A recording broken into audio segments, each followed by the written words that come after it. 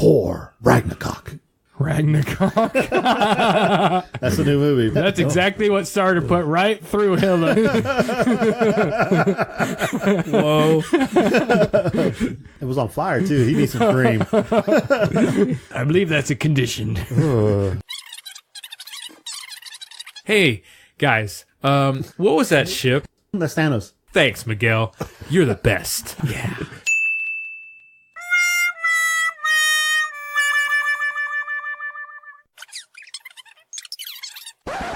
What? What?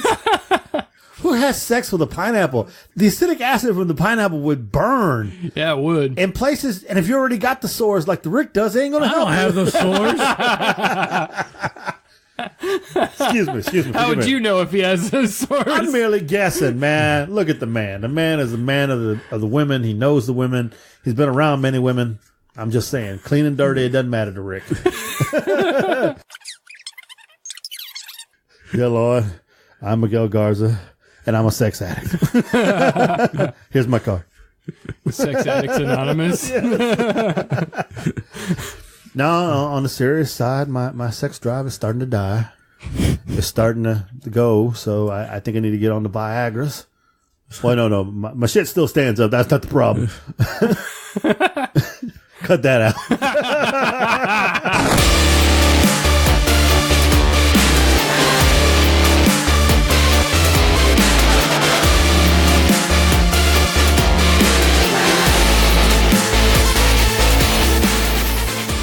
Hello and welcome to another exciting episode of Critical Thinking Podcast. I'm your host, Kyle, along with my co-host, Rick the Rizzo and our other co-host, Sean. And the other Mexican in the room, Miguel G. and this is a critical look at all things gaming, movies, collectibles, and so much more. The day before, I learned that I can actually change Siri. So I changed Siri. Siri's gone from a woman to a man. I don't know what that says about me, but seriously. Actually, Siri was pissing me off because she does not speak ghetto. So now I have an Australian man named City. You go, City, tell me what it is. Oh, and he starts bringing an Australian Foster's for beer. It's amazing. It's so cool. Rick's like, what the fuck? and he sat there and texted me while I was in the car just so I can hear him. So you can hear my Australian Siri. Wow. Hugh Jackman is in my car. So I thought that was kind of cool. It was pretty interesting. I got tired of hearing the old generic Siri. And apparently she didn't know anything that he would say. Oh my God. She would text it, she would say something, and the text would come like totally wrong. It'd be like, hello, Rick, I'm on my way. Hey, Rick, I don't know my way. Or, Rick, I'm on 36. Rick, I'm doing 36 lines. Or it'd be some stupid shit like that. It really, Right. or it'd be like totally out of context. Like I said, I don't think I can do that. Rick, I think I can do that. The opposite. Exactly. She would never get it right. And then when I would speak too fast, it'd be like, I don't know what you're saying. Or was it that one time he's like, Rick, I'm on 36, and she goes, well, there's these restaurants that you can find. Exactly. I can't search the internet while you're driving. No one asked you to search the internet. Or okay, first of all, I have Rick's name on my contacts from Charlie Murphy. He's Rick James, bitch. Enjoy yourself. So anyway, I said, Siri, dial Rick James. She's like, well, you don't have to make it personal. Like, what? What? Like, I called her a bitch because I said, dial Rick James, bitch. So she missed the whole Rick James part. She's her bitch. Well, you don't have to be so cruel. I'm like, What the fuck? don't have to make it personal either. I'm like, what the hell? So she pisses me off. Siri, contact Alexa. I need somebody better. And I don't get nothing. I get a doo, and it goes off. So like, okay. Wow. So it's really crazy. I know we want to continue with the show. We had a lot of BS here. We're doing pretty good. Anyway, so it's good to be back in the studio with you guys. I like seeing you. Not really, but it's okay. Okay, I like hearing you. If I just close my eyes and just listen, everything's wonderful. Don't worry. I'll call you at night. Go to sleep. Go to sleep. Don't pay attention to me behind the curtain. Go to sleep. You're giving him nightmares. Throw back to when Aaron was like, it's the Miguel.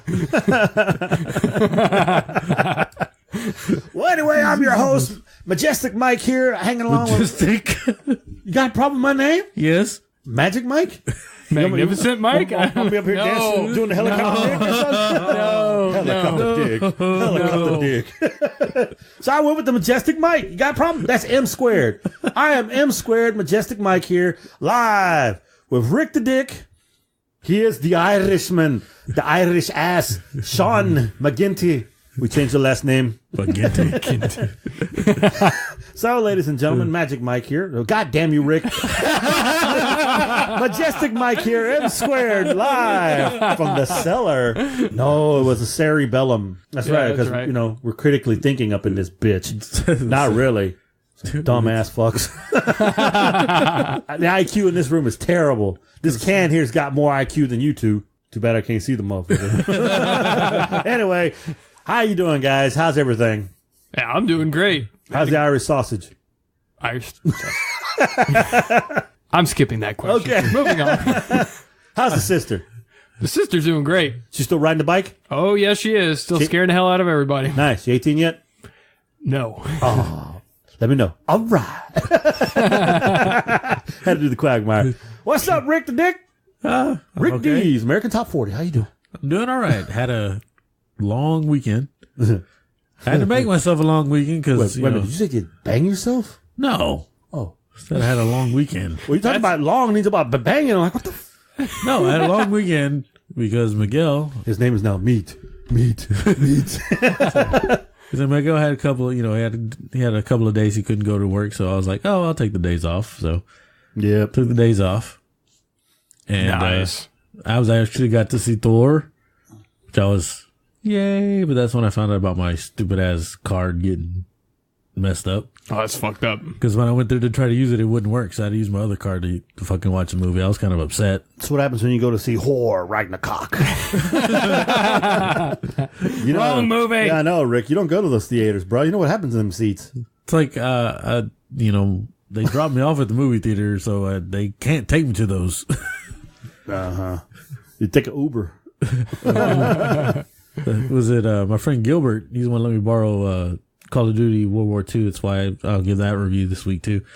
He went out to Germany this weekend. Or not the weekend, for a couple of days already. So he's in Germany, Switzerland, Belgium, and then the last day he's going to be in Iceland. We call that the Puss Tour. That's what we call that, bro. But yeah, he's all out there. So, but he said he took Lyft from Rosenberg to the airport to drop him off. That's $60. Damn. Wow. Should have caught my ass. I'd have charged him $30. I'd have drove him here to Cuba. Change their oil for them. Like when you get there, like, can I get a negotiation? I was trying to borrow his car, but he let his mom borrow the car. He don't trust you, Rick. You drive hard. No. He trusts me. Just his mom's car, his mom's truck messed up, whatever. So she got the Camaro. Seems to be a lot of problems with cars this year around this time, because I know your car's still having problems too. Yeah, mine's still having problems, but hopefully I get that settled this coming up weekend. Sweet. No longer have to Uber his ass everywhere. I'm liking my Uber. His mover, yeah. So, Majestic Mike here to tell you about his weekend. Let me tell you something, brother. It was pretty lame. Actually, no, I had to take 3 days off because I had to take the wife down to George R. Brown because she doesn't know where George R. Brown is. And even if she did know, and I did tell her how easy it was to get there, she doesn't like the area. She's freaked out about downtown, and then freaked out if she misses the turn and has to go somewhere else. So she's not very familiar. It kind of bothered her, so I wound up having to drive. So that's why Rick, had to take those days off. So we did all that. It was pretty cool. I got to see a bunch of hobos. Guys came up my window asking me for money. I said, I ain't got no change. It is what it is. So I did all that. Took it kind of easy, cut some yard, got some exercise. Think I lost some more weight. I have to pull my belt another notch in my pants, otherwise they're going to fall off and everybody going to get a show. Shit. Majestic Mike going magic on the dance floor. So tell me, Irishman, how was your weekend? Well, my weekend was great. For one thing, I got to test out a game, Pocket Morty's. It came out like 2 years ago, but I actually tested it out. You finally got to play it, huh? I finally got to play it. It's a mobile game. It's for iOS. It's also for Android. It's a really fun game. So you put it on the iPad? Yeah, I put it on the tablet. Yeah, and it was actually a lot of fun. I was surprised because it plays just like the Pokemon games for like the Game Boys and stuff. I was like, wait a minute, did you already have like a whole bunch of them? A whole bunch of what? Did you have like 4 or 5 Mortys? I have it only started me out with one, but because I had it on my phone, did you log on with mine. It should have had mine on there. It's a different. It's under the same account. It's under my same Google account. Well, it didn't use that account though. I didn't log in, so it's just running off the tablet. So that's how. It's happening. The Google Play Store where you download it from. It's under my account number. My Google account. Because there's a thing where it says you can sign in, and I guess that's where you would get to that main record or whatever. I didn't sign in; I opted out on that, so it's just playing off the storage on the tablet. But yeah, that was actually a really fun game. I was surprised. I spent almost an entire day, and I was like, oh damn, it's already the sun's going down. But yeah, it was a fun game. So I kind of spent some time with that. As a really quick review, I would say it's one of the few mobile games worth playing. There's a lot of them; they're just not worth shit. What's the woman's name again? Which woman? Your woman. Lisa, he's okay. He was just busy playing with his Morty. It's all good. Oh my God. Is that what you call it? Evil Morty. Evil Morty? It's Mr. Evil Morty. It's better than, what's the one Morty that's got he's got issues? There's so many messed up. Slick Morty, the one that jumped off into the. There's some messed up Mortys on that game. I'm thinking about it. It's 3-head Morty. He's all deformed. Oh, yeah, it's gross. Makes my hair. You can also get different skins for Rick too. You can get Pickle Rick. Yeah, Pickle Rick. Yeah, it's a great game. But other than that, just spend some time doing my own writing and. Yeah, other than that, that was pretty much my week. I spent a lot of time reviewing that and checking out some movies on Netflix and stuff. So it was a relaxed week. I appreciate he's doing the writing. You know what he's writing, right? He's writing the forward of my autobiography. I'm ghostwriting your autobiography. That's right. It's called Mission Mike. It's back when I was doing all my mission work. So this is it's going to Father fiction. Teresa Mike. This is going to fiction, right? What? This is documentary, boy. Padre Mike. It's not nonfiction. This sounds fiction. We're going to have a weird pirate lightning coming in here now. Remember, man, from Dusty Yard to Dusty will return. That's right. We're going to do an audiobook version. We're going to just rip from Halo music or something and put it in there. God Morgan damn. Freeman will come on. There was a time. This Big Bang. You just stunned. And that's how McGill was made. Nice. Damn, my dad was bringing the lumber back then, wasn't he? Bringing the wood. It's he had the happiness. The happiness. Thou shalt do the dance. All right, gentlemen, let's go ahead and jump up to our box office numbers over here for the week of November 10th through the 12th. Brought to you by Uncanny Comics. We all know who's there, right? Joseph Kano. Joseph Kano. Fight. He Kano. Yeah, Kano located or on Kano? Avenue X in Rosenberg, Texas. I. What? Avenue I. Avenue I? Aye, Captain. Of all times you go there, you just never know it's Avenue I. You give every other street but the street that it's on. Is there even an Avenue X in Rosenberg? Avenue Triple X. Not that I know of. Whoa, I know there's not one of those in Rosenberg. Rick would be there every day. There used to be one, though, at the pawn shop right across from the old Wieners where he used to work at. And that pawn shop, you can go in there and go and look for the pawn, but you go through the door and he's in the back, there's stuff you want to see. And that's where all the porn was at. That's the guy that got shot and died. Well, that's morbid. That's because he was giving up the bad porn. It used to be Crybabies. Was it Crybabies? It was Crybabies Pawn. Yeah. Yeah, that guy, he was getting robbed and they ended up shot and kill him. Oh, damn. That's fucked up, man. Thank you, Rigor Mortis Rick. Rigor Mortis Rick. I'm Majestic Mike. I'm here to bring back the happiness. The happiness. The happiness. What? Everybody's happy when your penis is happy. You know this. When a penis is happy, you is happy. I don't know about that. I don't know about the logic of this. You may be happy, not making everybody happy. And I don't want to know why you're happy like that. Right? I'm talking about your individuals, sir, not mine pleasing all of you. But when you said everybody is happy, we were just like, well, you may be happy. What is this a metaphor? I merely said it wrong. Anyways. Because loving you is right, I don't want to be wrong. What? That's something I tell my wife. Shut up. I am married. I'm not gay. All right, coming in at number one. He said coming in. Coming. Damn it, boy, we talked about the pull-out method. Why did you pull out? He's really stuck on the Thor Ragnarok thing. He really is, isn't he? That'd be a hell of a porno. You know it would be. At number one, does that sound better? At number one is Thor Ragnarok, which made a weekend gross of 57 mil, with the total gross of 212 mil, with the budget of 180. And this is the second week. It's really making a killing, and I think it is still going to. I don't know what comes out this week. Is anything coming out this week? I heard it. In the Justice League this week. That's right. Really? Yep. Coming in number two is Daddy's Home 2. That made 29 mil with, it's the first week, so it's 29 mil with the 60, was it 69? Yeah. $69 million budget for his first week. So not bad for an opening. You don't think it might bust this? I think it'll bust it. I mean, it'll at least meet its budget. Because you got Justice League now coming out. You got a point. Like, they got so much freaking competition. Man, I mean, maybe in the 5 or 6 week mark, they'll probably meet their budget at least. Would be my bet. That's my gamble. Yeah, coming in at number 3 is also on his first week is Murder on the Orient Express. I believe Miguel wanted to see this movie. I don't know if he had seen it yet. No, I didn't get to see it. I really wanted to see it. Yeah, I really want to see it too. Yeah, Got Daisy Ridley in it, man. Yeah, this one came out 28 mil. Like I said, it's first week, so the total gross is 28 with the 55 mil. Do you think this will make his budget being? Oh man, I think they're getting fucked being placed right now. This is a terrible time for like just terrible Kenny.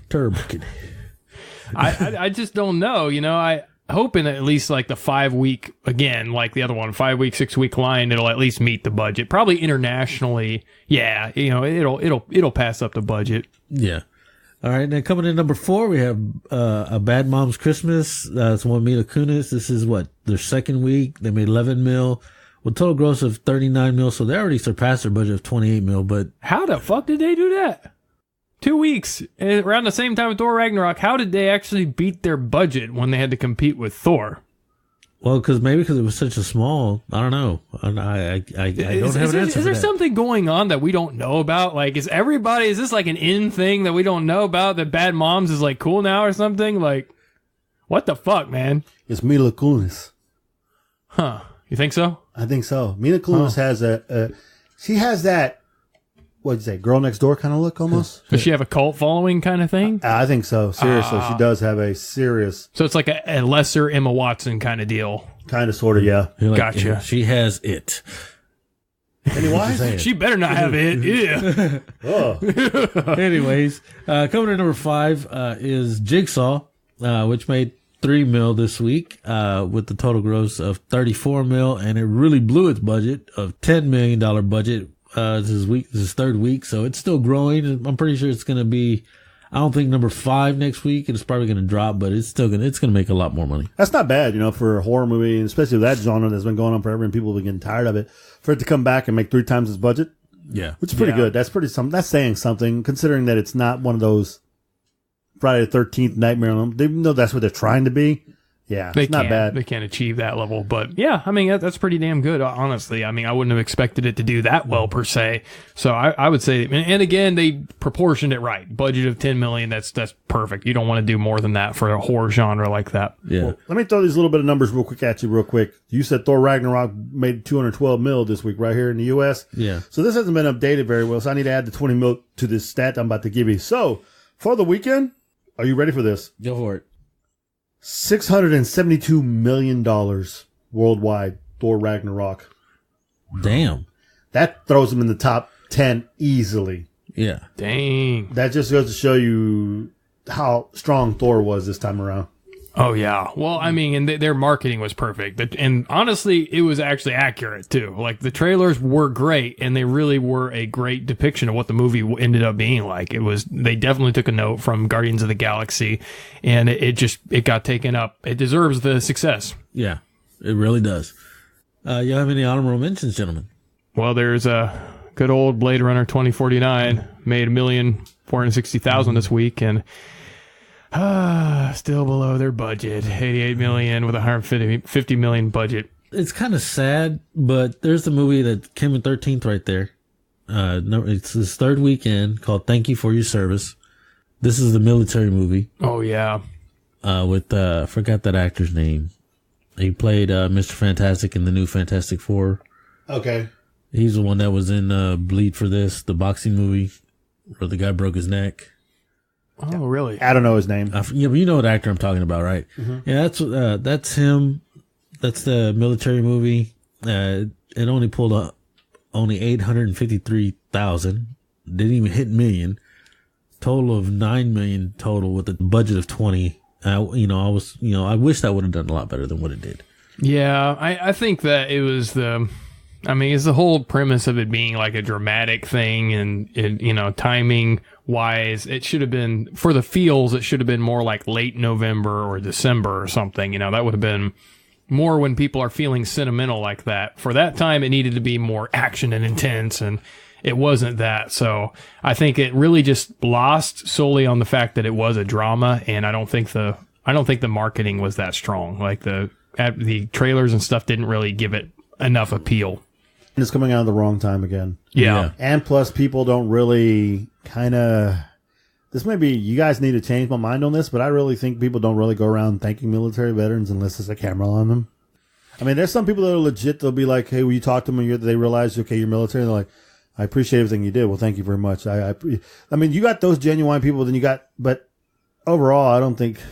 Yeah. In the culture, I mean, it's like, oh yeah, you should thank them for your service, but there's a difference between lip service and actually like, I care enough that I want to know what their plight is like, and I want to know what they're dealing with. Or pay money to go see it in a movie. Yeah, I guess. Yeah. And there's of course the harder core of the people that do really care. That they're usually the people that have had family members in the armed services, or have been there, themselves, or have a friend at least or something. So it's not as many people that would, I guess, spend the money on something like that. Yeah. And then also, I didn't realize, look at number 20.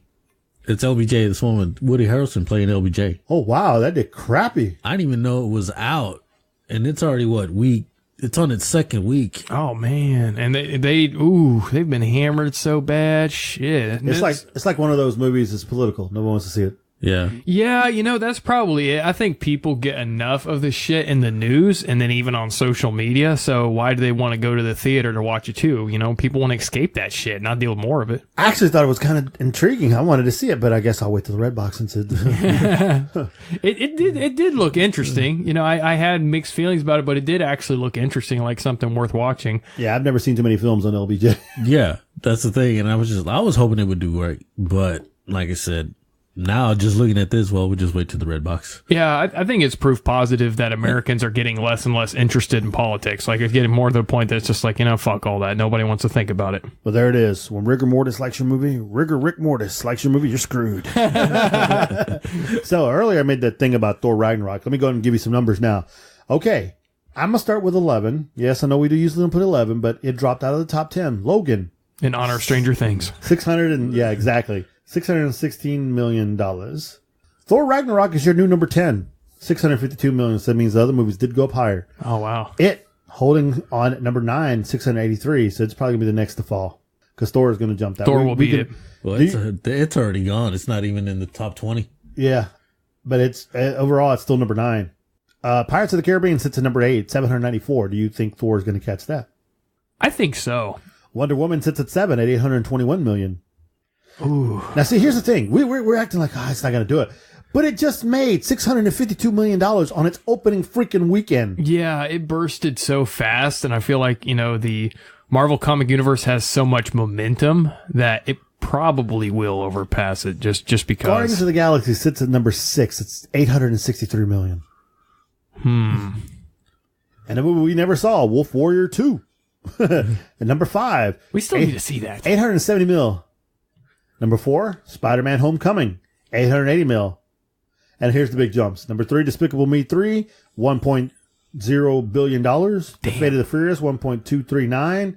And Beauty and the Beast, Billion and the Beast, still sitting there, number 1, $1.263 billion. God. Jeez. Damn. It sounds like they're pretty close with the second place, though. As much as when Kyle got it for Vudu, or he actually bought the disc and then it's on Vudu, I still haven't watched it. Neither have I. I need to watch. I really want to watch it. I am an Emma Watson fan. I just haven't seen it. So the question is, we don't think Thor is going to make it up there to topple the number 1 or number 2. So does Justice League do anything this weekend, guys? What do you think? Is it going to have a big premiere, kind of like Thor? I'm hoping. Or is the Thor lingering still going to hurt it? That's a good question because just because it got in earlier, people would have spent their money, that they might have allotted to go to the movies or whatever on Thor. So there's probably going to be less people just because they already spent the money. So you got those diehard Batman fans. That's fans. true. That's true.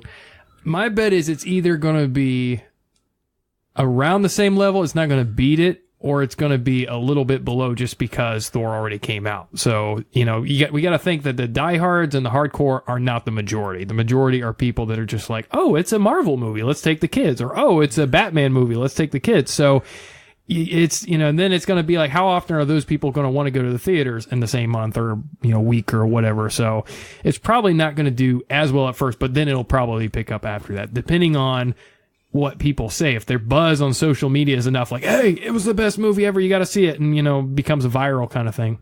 Interesting thing though is this is the way I look at it. Thor, Justice League better make its money within the month that they have, because Justice League comes out on the 17th. On the 15th, here comes Star Wars. Oh wow! If Thor did that crap in 1 week, I'm calling it here. Star Wars will topple number one. I honestly believe by the end of year 2017, Star Wars will be number one. It'll beat Beauty and the Beast, really? I do believe so. I don't think it'll take Beauty and the Beast though. I think so. Have you not seen the trailer? I've seen the trailers, and I'm just being honest. Do you not get the goosebumps? I don't know as much as you do. You don't get the hard penis? Maybe into 2018. I would agree with that. Maybe into 2018, it might beat it. But I don't think it'll be that quick because I think it's too much running to have to catch up to it. Yeah, it's got too much to catch up for beating the Beast. But it could conceivably beat it within 2018 at some point. Keep in mind now. Don't get me wrong. I think it'll take out Fast and Furious. Even though it's going to be, that's only another $20 million away from freaking. Yeah, they're pretty tied neck and neck. But you got to think Beauty and the Beast can still grow. I don't think it's not in the theater anymore. Isn't it? No, I guess it's not. Here's the thing. Here's why I said that. Okay, I said it comes out on the 15th of December, right? It's not going to be released on a Friday, homeboy. It's going to come out on a Wednesday. You know this. Yeah. 13th. You have the week of the 13th, the week of the 20th, and the week of the 27th. You got 3 weeks. And what Thor did in one, you mean to tell me you don't think this movie can take them all out? No. Okay, $5 said it does. I'm not making any bets, but I'm just no. I'm saying I'm actually being kind of fair fact-wise. I believe it, but I'm such a fanboy. I think it's going to take it. I mean, that's what you're bringing your inner fanboy out. I'm here looking at children's film that's toppled like crazy, and this one is just it has a fan. The kids are going to kill it. That's why I don't think it's going to take Beauty and the Beast out. What are the kids going to go see? No, I'm just saying it's not going to beat Beauty and the Beast. Mom and Dad's are going to take the kids with them. You for Christmas. Take your fanboy out. Just think of just what the majority of America would do. Yeah, I understand it, but no one can go see the Beauty and the Beast to help it raise any more money. Well, we really where did how well did the last one really do compared to all the rest of the movies?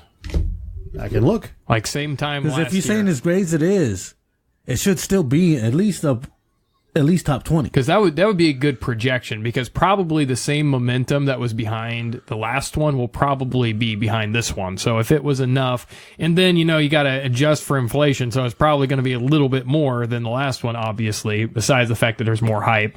So, I guess I'm losing what you're trying to say, Rick. I mean, I don't know what you're trying to say to me.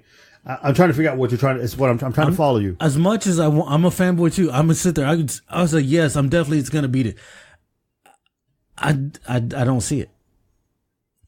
It would be, I would be surprised. It wouldn't be like a total, like, no freaking way. Like, you could never tell me that the Justice League is going to do it. No way ever. But this, it's possible, but it would be a long shot. It would have to do fantabulously well. It would have to just smash right around that period of time in December.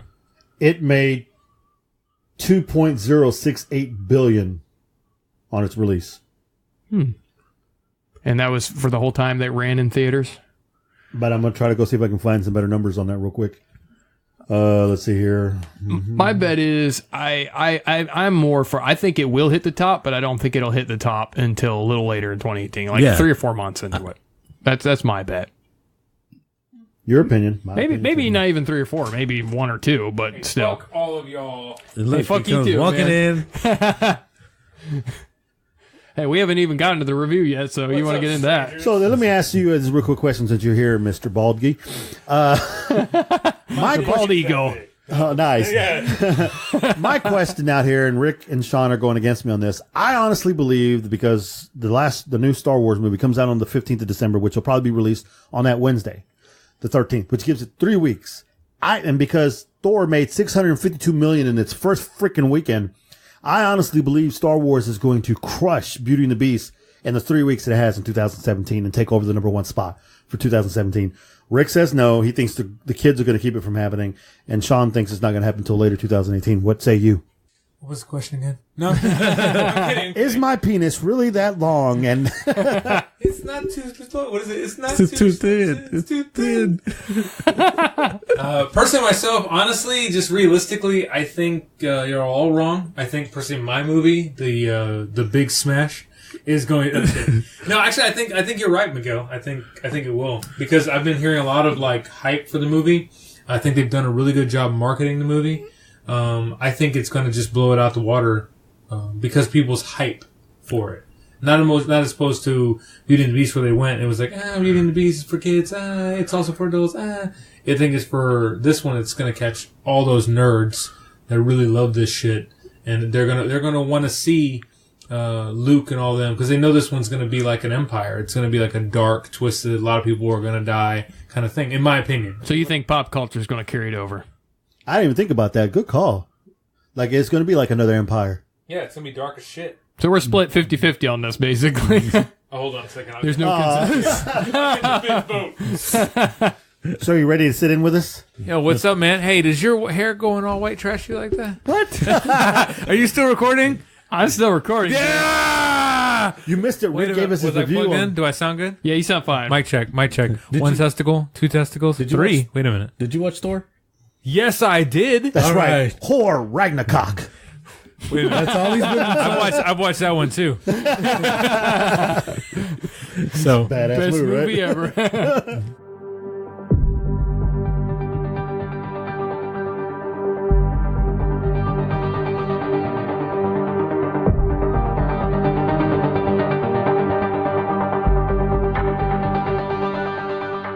yeah, Thor was badass. If you haven't seen Thor, you're missing out. I actually laughed out loud on a lot of the scenes, and I never do that. Like most of them, it's like, I'm better than this. That's cool. And it was like, no. This movie was really good, very witty, very well done. My wife loved it. So should we break out the Thor? Let's just go into the Thor review. The Thor and the Strange. Did you see Stranger Things? I've seen some strange things, and one of them's in this fucking room. Not naming names or anything. Trashy McGee. Wait, Whatever. No, the show. Oh, yeah. Stranger Things. No, I saw Stranger Things too. It was awesome. We actually sat through the whole thing. All right, we got 2 reviews we'll do right now. Ready, set, touch yourself. Wait a minute. wrong casting couch. What? We're Majestic doing a movie? Mike is here to bring you the new review. Yeah, that's right. Majestic Mike. You heard it here first. First, I got him to change it to Magic Mike for a minute. Fucking asshole. All right. Start us off, Rick. Damn it! I hate when you just throw me on the spot. You know What are we doing? Lead us into the segue. Well, I was going to go ahead and let Kyle here, the mouth talk, since he hasn't been on the show for a while. The mouth. The mouth. Wait a minute. That's what your wife calls me. Oh. Hey, do you do the test? Well, she takes 8 fingers. No. What? You know my wife listens to this show. Oh, no. I'm sorry. I hope not. Anyways, this is our Thor Ragnarok. Oh, a review? Yes. Welcome to the Thor Ragnarok review. Wait a minute, that was none of the characters. First of all, I'm going to say right now, this movie right now gets like a 9.5 out of 10 for me, okay? And that's saying a lot. And I'm serious, 9.5 out of 10. And not because of what you think. There was a lot of fucking flaws in this movie, a lot of bullshit. but it knew it was being stupid. It knew it, and it held its own, and it took it, and it was like, I'm gonna be fucking stupid, that's what I'm gonna do. I thought he was like the guy who plays the fucking rock guy. I don't know. Yeah. Don't even give. That was the director. Yeah, I know, but that's what I'm saying. That guy from Yes Man, he always plays the guy who's like, hey man, how's it going? Yeah, the Australian fucker. Oh my god, it's awesome. You started a rebellion, but no one came. Yeah, dude, no, it was so good. He's like, oh, I accidentally stepped on him, and he was dead. And no, oh, he's alive. All right. And again, too, like I could nitpick it to death. I could say it was a 9 or it was an 8 or whatever. The reason I give this such a high rating is because it reminded me of why I like going to the theater. It reminded me of why I like going to these movies in the first place.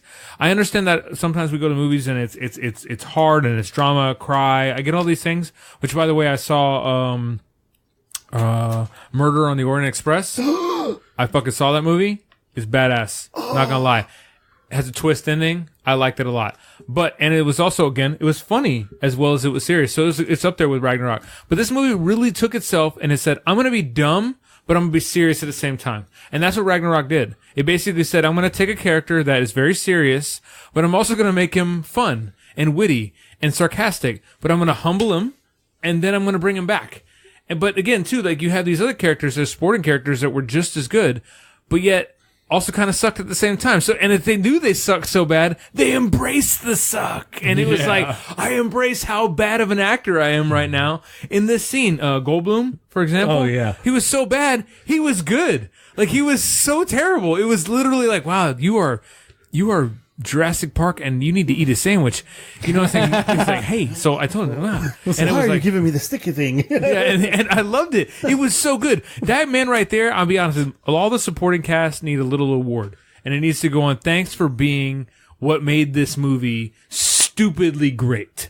Not great, stupidly great. And it was that way. The only character, like I said, I think that I didn't necessarily understand too much was, what's his name? Carl Urban.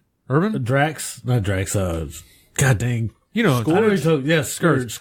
Again, his character to me was way underdeveloped, not understandable, not really relatable. Although he had moments where he was funny, and I really wanted him to, he's coming, I didn't make it. And again, that was the part that I really hated about it. So it was kind of like this thing where it's like, here's this character that I know he's going to have a redeeming quality at the end. Yeah. Because he's one of them. And it was so cliche. You saw it coming before it was happening. But the other characters, no. Like, the evil bitch. What was her name? Hella. She played in Benjamin Button. I forgot her actress's name. Kate Blanchett. Oh man. Awesome. Dude, 2 thumbs up. Way, way up. On fire. Dude, she seemed like a pure evil She's bitch. a scary bitch. Yeah, she is. And it was awesome. It was so well done. What did you guys think? Nobody cares. Anyway, so, no kidding. No, really, what did you guys think? I love the movie. I went and saw it on Thursday. Nobody was there. And same thing. I was going in. And I'm giving not a 9.5, but I'm just giving it a 9. Get the fuck out. But definitely go out and see the bitch. The Korg made me laugh the entire time. The rock monster. I loved it when he was on there. He talked all calm. He just looked like this big, rugged, big motherfucker that just said, "Oh, how you doing? How's it going?" Yeah, I do the small messages. Yeah, I'm not kill a bunch of people, but it's okay. Don't worry. It's all good. Yeah. Sorry. Just don't be a dog. Another day, another dog. Whatever it was. What was the guy's name that kept on getting killed? He kept on calling him the name. Doug. It was Doug. It was really Doug. Okay, I couldn't remember. It's Doug. I like a Doug. Oh, my Doug. He fought the champion. That Doug. He said he was getting out of here. I guess he's taking a nap. That's all. I love it. So good. What about you, Sean? I definitely loved it. I mean, it definitely is worthy of at least a 9. And it was, that's right. I mean, it's awesome the whole way through. He said at least a 9. That's right. maybe 9.5 if you push it. I feel like I'd have to see it a second time so I'm not over fanboyed about it. But I love the timing throughout the whole thing. Like whenever you would think, oh, it's going to be a heroic, epic moment, and then it's a joke. It was just like, is the timing that I love. The comic timing and the fact that it throws you off and you never know what's going to be the serious big moment and what's going to be the, that's dude, hilarious. The Hulk scene with Thor, when they did it in the preview, it's so much better in the movie where he's like, Hulk like fire, Thor like water. But you like No. Well, we're kind of both like fire. Hulk in a hot tub? No, it was not that scene. And he's like, we're kind of both like fire. And Hulk's like raging fire. Thor like smoldering fire. Dude, that scene had me fucking rolling. Like, just straight rolling. I loved it when they were like yelling at each other and he's like throwing shit at him. He's like, what's your problem? You could have killed me. We all disturbed about when they got on the ship and it's like, oh, he uses the ship for orgies. Don't touch anything. What about you, Miguel? How do you like them donkey orgies? What the? Well, let's see here. Jeff Goldblum and donkeys? I've been to Mexico a couple of times. Unlike you guys, I'm not giving the movie a 9. Sorry, I'm giving it a 3.2. God damn. And really, I on top of that 9, bitches, I gave it a 12.5. Turn it up to 11. You guys are giving it Oscars and Golden Globes. It was just merely a movie. Oh, we gave it Comedian Genius. We gave it Golden Globes. Well, as a Thor fan, I felt betrayed. Quite honestly, I did feel betrayed. I'll give you my true heart feelings. First of all, the movie was great for what it was. Yes, let's go ahead and put that out there. It was perfect. They followed the Guardians of the Galaxy type thing, and they couldn't have done it better. It was great. And yes, Hemsworth is funny playing the stupid ass jokey Thor or whatever. I just want, because I'm a Thor guy, I wanted to see him be Mr. Like he is sometimes in the comics, like he's Mr. Badass, Mr. Rough. But I had to remember, yeah, he is kind of a jokey guy, and it's because of his connections now with the stupid ass Avengers. So, but yeah, the movie was fun. My kid loved it. I loved it. I would go see it again. So yeah, I'd probably give it, I can't give it a Golden Globe, guys. Come on. No, it's not going to get a Golden Globe. I gave it an 8.5. I will get it up there, almost to the 9. It was exciting. And yes, the Rock Man was one of the funniest things. Of course, Goldblum's a dumbass. Did you stay all the way to the end to see the end scene? Yeah. Hey, great job on the rebellion, guys. It's a tie. Pat yourselves on the back. Pat yourselves on the back. Yeah. No, nobody. Okay. Pat myself on my back. Now, what I did you notice Beta Ray Bill? Did I notice Beta Ray Bill? Really? The head? Come on now. You know he was supposed to be in the movie. This horse store guy here. You know this. Come on. I saw that and I was like, oh. You know who he is, right? Beta Ray Bill. I was looking over here like, who the fuck is Beta Ray Bill? He's horse store. Oh, he was in it? No, they just had that on the building. They had the heads of the champions. Yeah, he was there. He was one of the heads. It's an Easter egg. He's supposed to be coming later in the battle against Thanos. Gotcha. You know, I stepped on Meek. He's dead. And actually, the director wanted The Rock to voice Korg. Oh wow! I don't know if I would have liked that. Yeah. You know what? No, just for the record, thank God he didn't do that. I'm glad he did, because that quirky ass, weird ass, stupid ass voice that he did was actually. Totally, at first, it was like, what the fuck? I love it. Like, it was one of those things where it's like, I really like this. It's like, hey, y'all ready to get rescued? Got a ship here. You want to get on? Hey, you want to come with us? Yeah, you look like you need a little leadership. I'll lead Loki. Well, as you remember, Rick and myself were talking about this in the car. You remember that Thor did mess those people up in his first movie, right? Where he punched the rock guy. He did it in Dark World. Dark World. That's who those people was his people. Guess he didn't remember. What you mean, those people? The rock people. Who people? The rocks. Who are you talking about? Whose people? Oh, how about the part where Hulk takes Thor and smashes him back up and down, and Loki's like, "Yes, that's how it feels." Oh, dude, we could be here literally for hours about the one-liners in that movie. But the movie, like I said, it literally from the time that it started to the time that it finished, I was laughing. Looked like Stan Lee cut your hair. It was Kyle cut my hair. And, Stan Lee. All we needed was Bruce Campbell with one-liners. That's what I'm saying. It was one of those movies where, yes, there were some scenes where you're literally watching it going like, oh, okay, whatever. But there are also other scenes where it's like where he's dressed in Tony Stark's clothes and he keeps pulling on his crotch because he's so tight. And I was just thinking in my head like, man, this is so good. But there were forgetting the fanboy moment for just a second, I will say one thing. There are some things that I didn't like. I wanted more backstory into the Hela? Her one. And then also to the girl that the last of the Valkyrie, I wanted a little bit more. I know we got tidbits, but I wanted a little bit more. I also wanted to see more of Hela versus the demon epic fight. Yeah, I wanted that. I mean, we were building up to this happening, this fight, and it just kind of left me a little. It was kind of like, Okay, and we're done with that. And don't get me wrong. Like Hella died like a bitch is what you saying? Well, no, I don't. She didn't die. I'm pretty sure she didn't die. No. But what I'm saying is that this whole scenario just kind of played out very quick at the end. It was almost like, hey, we're good. This is a great movie, and end it. And that's what we did. And again, too, it was a really cool ending. I'm not gonna lie, but I wanted more fight scenes. Also, one other thing that really did pet peeve me, as stupid as this sounds, when he's fighting the lava god, what's his name again? Sather. Stay there. I keep on saying it wrong. Stay there. Sather. Hey, you stay there. Stay there. Anyways, so he's fighting Stay There. Anyways, and you hear that song, the Led Zeppelin song, come on. And he's like, wow, and his eyes light up, and he's like, boom, boom, boom, boom, pow, yeah, zap, zap. That's how fights go on in my head, by the way. Anyway, so after he fights that was cool. And then they just redid the same song again the second time around when he gets lightning. And I was like, of all the badass Led Zeppelin songs out there, you couldn't have picked another one for this scene? They couldn't get the rights. I'm saying, yeah, that's what I'm saying. It's like, you couldn't pay somebody off. Jimmy Page is dead. It's okay. Anyway, so go ahead. They wanted me to play, but I couldn't play. I have these big rock hands. What about the scene with the Hulk? He's like, oh, I'll let you know who I am. Yeah, He just hits the bridge. He jumps to the bridge. He jumps off the bridge. Boom. That was one of those moments I was talking about. Like you're just like, okay, he's gonna turn to the Hulk, hits the ground, like, oh, and then the dog just like stops for a second, is like smelling, like, what the fuck? They also made the Hulk out to me to be slightly not as strong as he actually is, and maybe that plays a lot with the fact that he's been the Hulk for so long that he doesn't get as rageful. And I think I knew why they didn't do it. I knew that they had to have a standoff between Thor and Hulk, but I think it was interesting because the Hulk was his champion for a reason. He didn't need those other guys to be paced out to lose. The Hulk really can smash. And yeah. I think that was another thing too, where I was kind of like, wait a minute.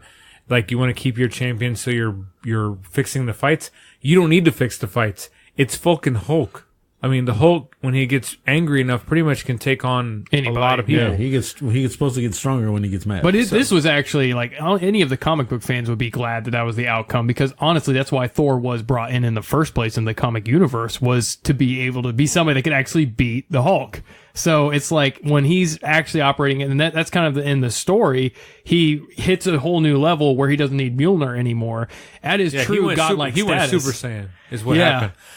Which was another good scene. It's not Mjolnir. It was a really good scene too when Helena's like, "What are you, the god of douche?" And, and he's like, "The god of lightning, bitch." Lord of Sparkles.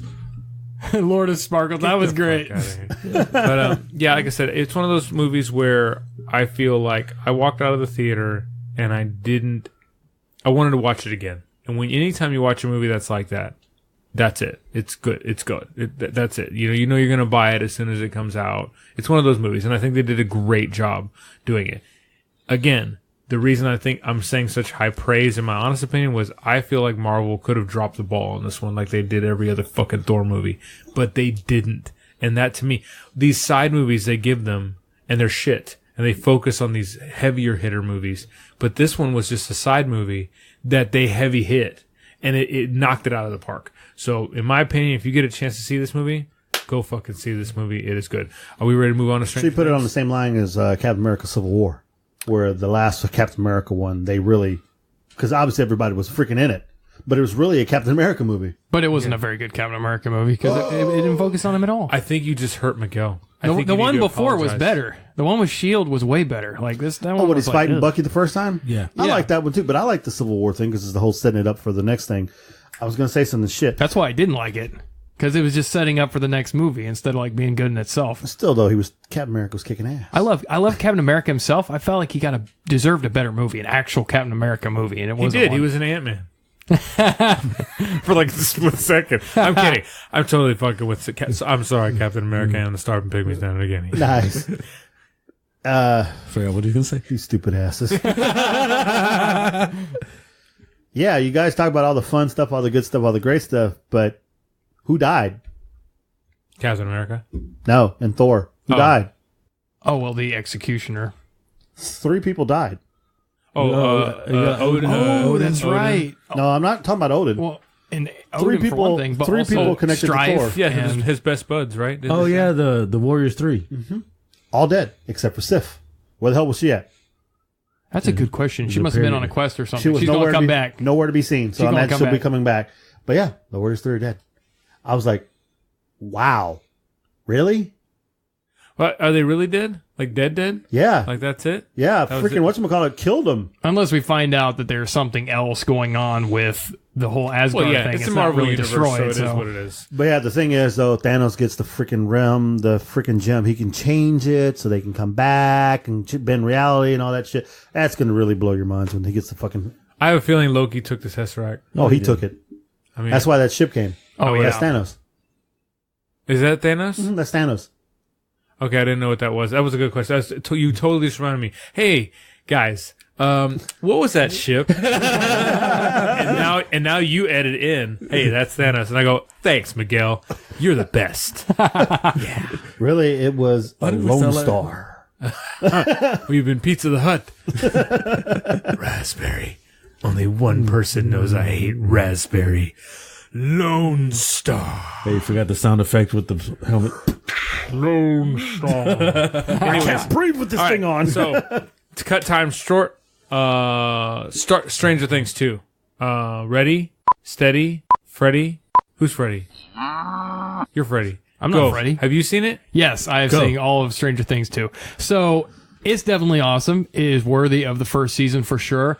I was very impressed all the way because they had to carry on after that freaking awesome first season. Like, how can anybody carry on in the footsteps of that and still do a really good job? They did. I loved the Steve and Justin combo was just great to see him like having to step into almost this older brother role. And he's like, at the same time, Justin's like, well, I've been with Steve. Like, if anyone else was available, would I be with Steve? No. Like, so obviously I can't get a hold of anybody. And, you know, there was a big, a lot of like, kind of flack, you know, people arguing over the episode, what was it, like 8, I think, where Eleven's sister got into it. Can't remember her name for the life of me. But I actually liked it. I thought the episode with her coming in was actually good. I thought it really, you know, kind of showed us where Eleven's character is at. And, you know, she got to see kind of like the other option, the other way of being from all the trauma and stuff she went through. And instead of becoming kind of the bloodthirsty, yeah, you know what, that's right. After the things that were done to us, we need to kill them all. And then she even has the bond of family, like, oh, this is my sister. Like we were together in the same place. She still chose over that. But I have family back there, and I don't want to be the kind of person that just, you know, kills these little girls' dad. So I felt like it was really good because it showed us the character of Eleven. It showed us who she chose to be in the aftermath of everything that she went through. And I honestly felt like the tension, I know a lot of people were pissed off that it took so long for her and Mike to finally get together, for her to be with the other kids and stuff. I felt like that was great because it's like, the whole time you're like, come on, I want 11 to be with the rest of them. It's literally building up so much tension. So when it finally happens and she smashes the fucking Demogorgon, it's like, yes, there she is. She's with the rest of them. She made it. She has like this epic entrance in that opening scene. Yes. And so, like, to me, I feel like it's not even fair to compare the first and the second because they had to follow in the footsteps and make something new, which is what they did, and they did perfectly. So I wouldn't put it as under or above the first. I would put it as its own separate work and judge it as such, and it was just freaking awesome. I mean, I would have to give it a 9, for sure. Okay, who's next? Go ahead, Miguel. You sure you want me to go? Go ahead. I'm done with that. Anyways, downer I'm kidding. Go ahead. Why do I got to follow the white man? Either way, we both following. That's right. white. I'm in head of this tribe. Like, Technically, then Rick could go, and then you could go after Rick. That way, you follow a brown man. But what you do with your dick is your. All I want to say is, Girls just want to have fun. what? He's throwing me off. No, I wanted to bring up other stuff in regards to the show, but I'll bring it up after he's done talking, which will never be. God damn, he's so right. 11 and 12 were amazing in this show. 12? What the fuck? First of all, best supporting actor, clearly, easily in a drama series goes to Dart. I mean, the shit he pulled off going from small to big, amazing. I thought he was serious for a moment. He got me. I was like, what? No. First of all, okay, I'll be serious. He was animated. I know he's got to go. I like the fact that these kids can really act. Sometimes No Teeth Kid kind of gets on my nerves a little bit. Justin? Just his character, period. But that's the character he's playing. The Lucas, the token black guy, token, whatever you want to call him. I feel like he was better in this one. Yeah, he actually did a lot better in this one. I felt he was more... he was out there more than what he was in the first one. And you're right. The first season, second season is totally different. You can't compare them. You can't put them together. You can't claim one by the other. This was a great follow-up. It was perfect. I liked the story. I liked what they were doing. I honestly think, for me, Will stole the show. I felt... I mean, obviously, I know the 11 thing, 11 doing her thing, and focusing on 11, Mike doing this, and the guys and the kids, and Mad Max, and all this other and the crazy brother, and King Steve. No, Will's portrayal of being taken, being frightened, being controlled, and just losing himself and everything else was freaking amazing. It was riveting. Oh my God, he freaked the shit out of me a couple of times. Let me loose, let me go, let me go. And he's like, Yeah, the exorcism shit was really good. Shit was tripped. And you look at his bowl ass haircut. This kid should be getting his ass kicked 24/7. Yet this demon wants to fuck him up in the bad way, like up the anus. And you're like, this shit ain't right. He did it through the nose. He went through a few of the orifices. But no, I just thought it was so cool. I mean, I binged watched it, and it was like, once I got started, I could not stop again, just like the last one. It's like you saw the first episode, second episode, boom, I'm hooked. Just gone. Yes, I would have liked to see 11 with the guys a lot faster, but the dramatic thing of her getting there and her snapping the dog's neck and throwing his ass through the damn window was amazing. But the sheriff, dude, man up. Tell Winona Ryder you want to take her. Bob is dead. Oh, dude, Bob died gruesomely. Yeah. Dude, that was freaking awesome. Yeah. Dude, I'm a superhero. Holy shit, you dead. Paul Reisner's the man. Got bit 2 places and survived. That's the shit. Now, here's the question I got for you that Rick and me were arguing about earlier. When she was talking to the fat man, when she was choking, and 11 was choking the fat guy, and she saw the picture of him with the 2 kids, he made a comment saying that he's still alive. I can take you to him. Was she referring to 11's real dad, or was she referring to Matthew Modine's character as Papa? Papa. That's what I told you. That's what I was telling Rick. Rick believes the guy was referring to her real father because we really don't know who her real father is. The hints are that he might actually be her real father.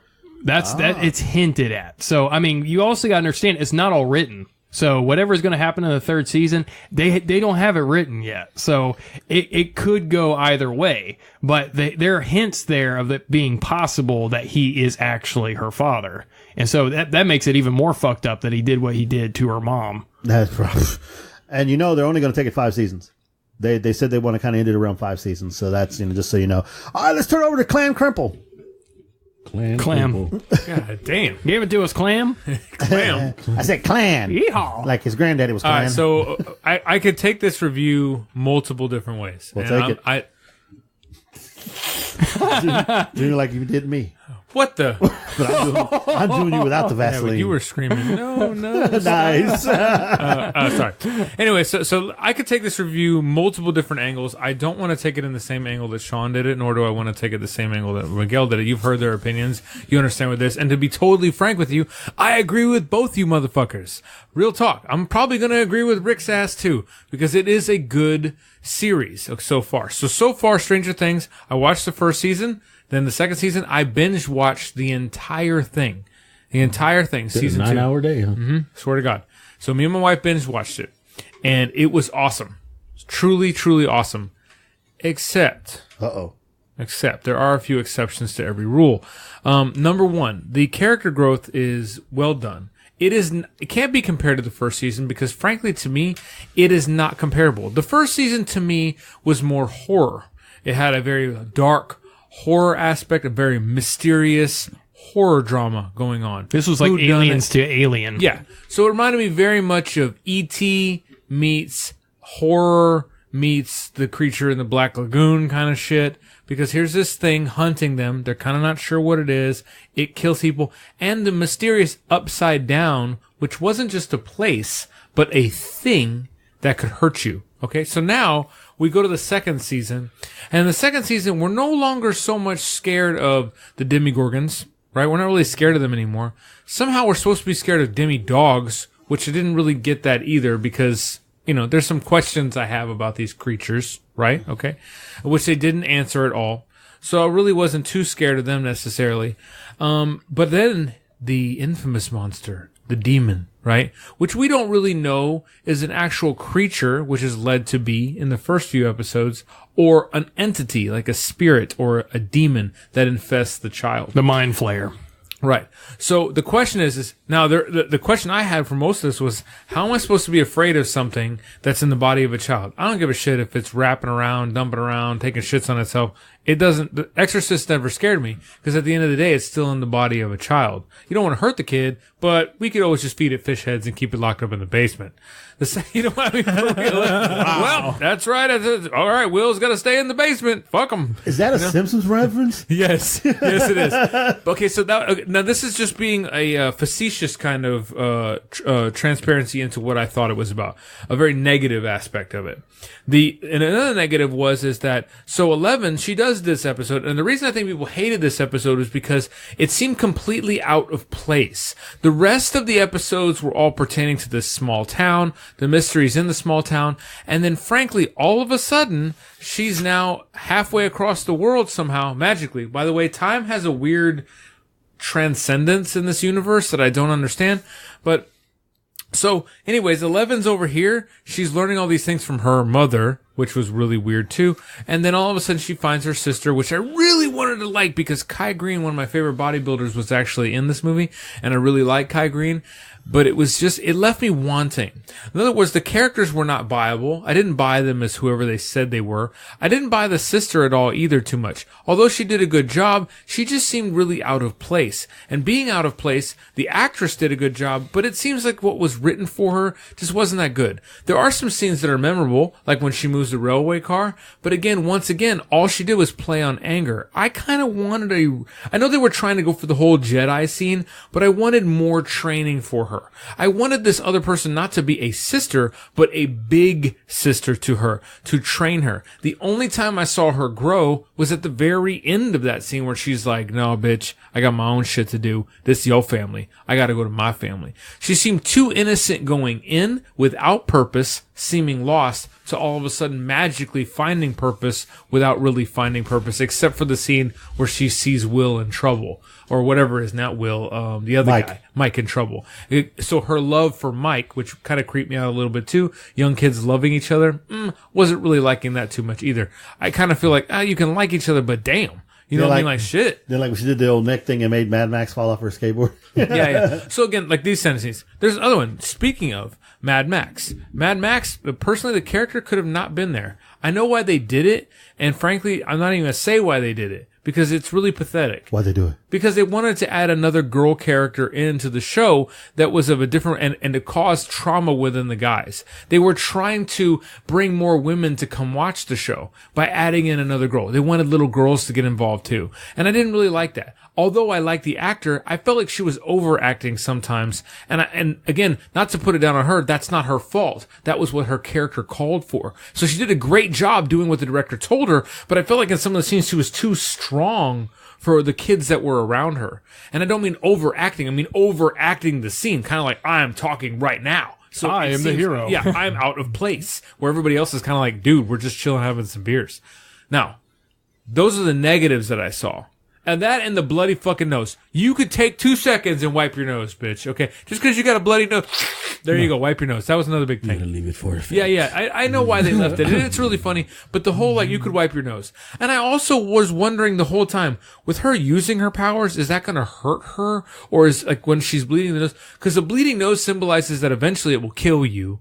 And instead, this one, it's just like, oh, it's just an inconvenience. Well, shit, shove some tampons up in there and let's make this happen. You got more powers than you give yourself credit for. Now, to go on to the optimistic side of the view, I really liked it. I really it captivated me. It pulled me in. I was scared for, what's his name? Will, the young man who was, I really felt, like you said, that this character was fucking possessed, and his mom really fell for him. Winona Ryder wasn't stealing anything in the scenes, and that was great. Nobody got that? She's a klepto? Anyways, I got that. Yeah. So going back to It wasn't close. the cop, he did such a good job playing this, trying to be a badass and ending up in shitty situations. Although once again, the kids conveniently can figure all this shit out. The D&D references, once again, though, are badass. I'm sorry. That's another thing too. Once the first episode took place, you'd think they'd take these kids slightly more seriously. Like, I would be like, no, the Demigorgon and the blah, blah, blah, we don't have to listen to this. Bitch, you weren't here in the first season, so yes, we have to listen to this shit. Oh, also, too, the guy that died, her love interest, Bob, that guy did a great job. He really did a good job. Because I really liked what I liked about it, too, was the puzzle solving scene. The scene where he comes in and he has to solve this puzzle. And it took me back to so many movies that I loved as a kid. It's a Goonies throwback, yeah, too. and I really like Pirate that. Map. Yeah, I really like that shit. I really like when they was trying to find out, and you could see him problem solving it in there. The ending, again, though, it kind of felt, once again, like, as sad as this sounds, the 11 dance scene, we're talking about just before that, when she defeats the hole in the wall, I felt a little let down. I'm not going to lie. I was really hoping for some type of bigger battle than just him shooting some dogs, which, by the way, were unaffected by gunshots, and then all of a sudden were affected by gunshots. Again, the continuity just kind of lost itself there. And then she shuts the door, but it's not over. Where once again, I really wanted more of the upside down world. So frankly, watching it, amazing. I love it. I'm almost thinking about getting a decal for the back of my truck. That's how much I love these.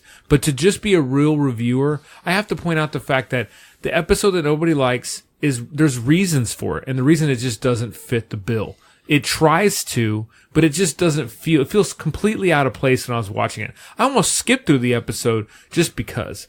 And the ending, although it was really good, I wanted to see more of what 11 could do. She seems so much more powerful to me than the actual show was letting on. I also wanted the kids to be slightly more problem solving and not... So, okay, prime example, one more... This sounds like I'm being negative, but I'm not. The Toothless guy, right? The guy who... Justin. Awesome actor, did a great job. But finding the demon, knowing what you know... That's kids, you dumb shit. Are you picking my fucking brain? Why? You're saying everything I was going to say so far. You know what I'm saying? He knew. Like, you knew that thing was a fucking fuck up. Like, if I open the trash can and I see that thing, I'm going to smash it. Like, there's not a question. Why? Because I know about the upside down place. I know about all the hardcore shit that's going on. I can't be that stupid to think that if I raise this thing. Oh, and then another thing too. It led up to the scene where the dog comes in and he feeds it, Three Musketeers, and it leaves them alone. I think not, mon cher. Like, no. That needs to be bigger. If you're going to introduce that thing to be his friend, semi-friend, I guess, whatever, like a dog and whatever, then it needs to have a more impact in that scene. That thing needs to want to kill them, and instead it attacks another one for trying to kill them. That would have made a better scene than, oh fuck, he's got nougat. What's up? Even I would have let him live for nougat. You know what I'm saying? Like, I don't even like the kid. So, but again, and then the other scene, the other guy, Grow, the guy with the spiked baseball bat, which by the way made me realize that I really do want a spiked baseball bat, just for the record. Yeah, Steve. Such a good job. The costumes. Again, overall, definitely worth watching. Definitely worth binge watching. You will love it. You will fall in love with it. Was it as good as the first season? My own opinion is I think it was just under par with the first season. It had a lot to compete with, and I completely agree with Sean, because I know Sean's like, oh, you can't compare them. But I agree with Sean completely. Two separate things. Great season. Really loved it. But if I had to say which one I would watch again, would be the first season over. Just because it had a more... I don't know. Go ahead, authentic vibe. Yeah. It had the first season had the more... It introduced you to everybody. It, like you said, it had that horror thing and kept you in suspense. Yeah, like what's her name? The girl that died in the first one that Barb. they feel where they feel real guilty of. Which, by the way, that scene where the girl's dealing with that PTSD of her friend's death was very realistic. I was gonna mention. I was like, all right, one, yeah, the kid fucking pissed me off when he didn't want to kill it. After they told him, oh, this is from the Upside Down, we got to kill it, and he still wants to save the fucker. I'm like, okay, you pissed me off already. And you're right. They brought in the second girl as conflict from role reversal from the first one. Because you remember the black kid didn't like 11 whatsoever and didn't want a part of the group. and then now you have this other one, and now she wants him as part of the group. He wants her as part of the group. Yeah, and Mike doesn't want her at all, and even tells in front of her face doesn't want her at all.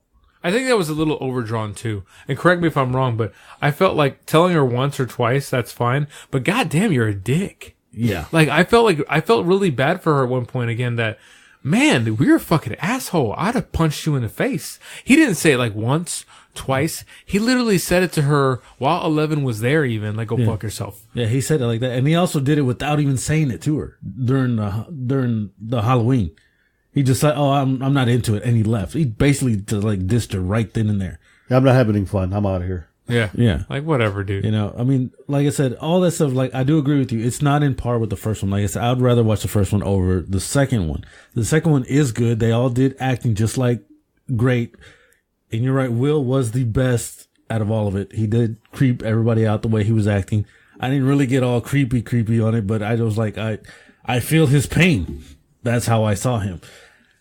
And I was all like, oh. And then when they were really trying to torture him, and you can feel Mike as his friend going, "We got to stop. He's hurting him. And they're like, "No, turn up the heat.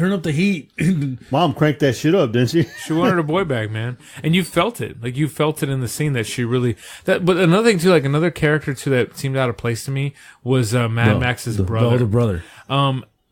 I felt like they were, and I remember saying this to my wife when I was watching it. I said, I felt like they were really fishing for I don't know what you want to call it, like another storyline. They were really trying for this weird storyline of her brother. Who is he? Mysterious guy. Got a weird backstory. He hates his sister, but why?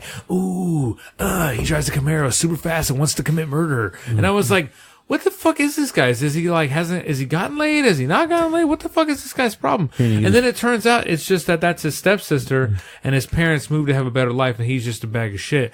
I was hoping for a lot more. Like he turns out that they've been to the upside down world too or something. You know what I mean? Like something I see what you're saying. To the story. It held us on a hook and then it's like you don't really get much out of it. But I did like how they gave a humanized explanation of why is he such a dick, because his father is like one of those hard asses that got out of like the Marines or whatever, and he thinks he's gotta like treat his kid like a soldier or something, so he's like beating him around instead of raising him like a father that actually cares. So that's kind of why he's all fucked up, because his dad is an asshole. And so it gives you like a bit of an explanation. And I know that they put him in there also because they wanted to give like Steve a rival. I kind of thought like when he came in, I was like, oh no, is this guy going to like win Nancy because he's like because he's an asshole, he's going to like win her and she's just trying to forget about all her problems. And, yeah, but they pulled a, Pirates of the Caribbean.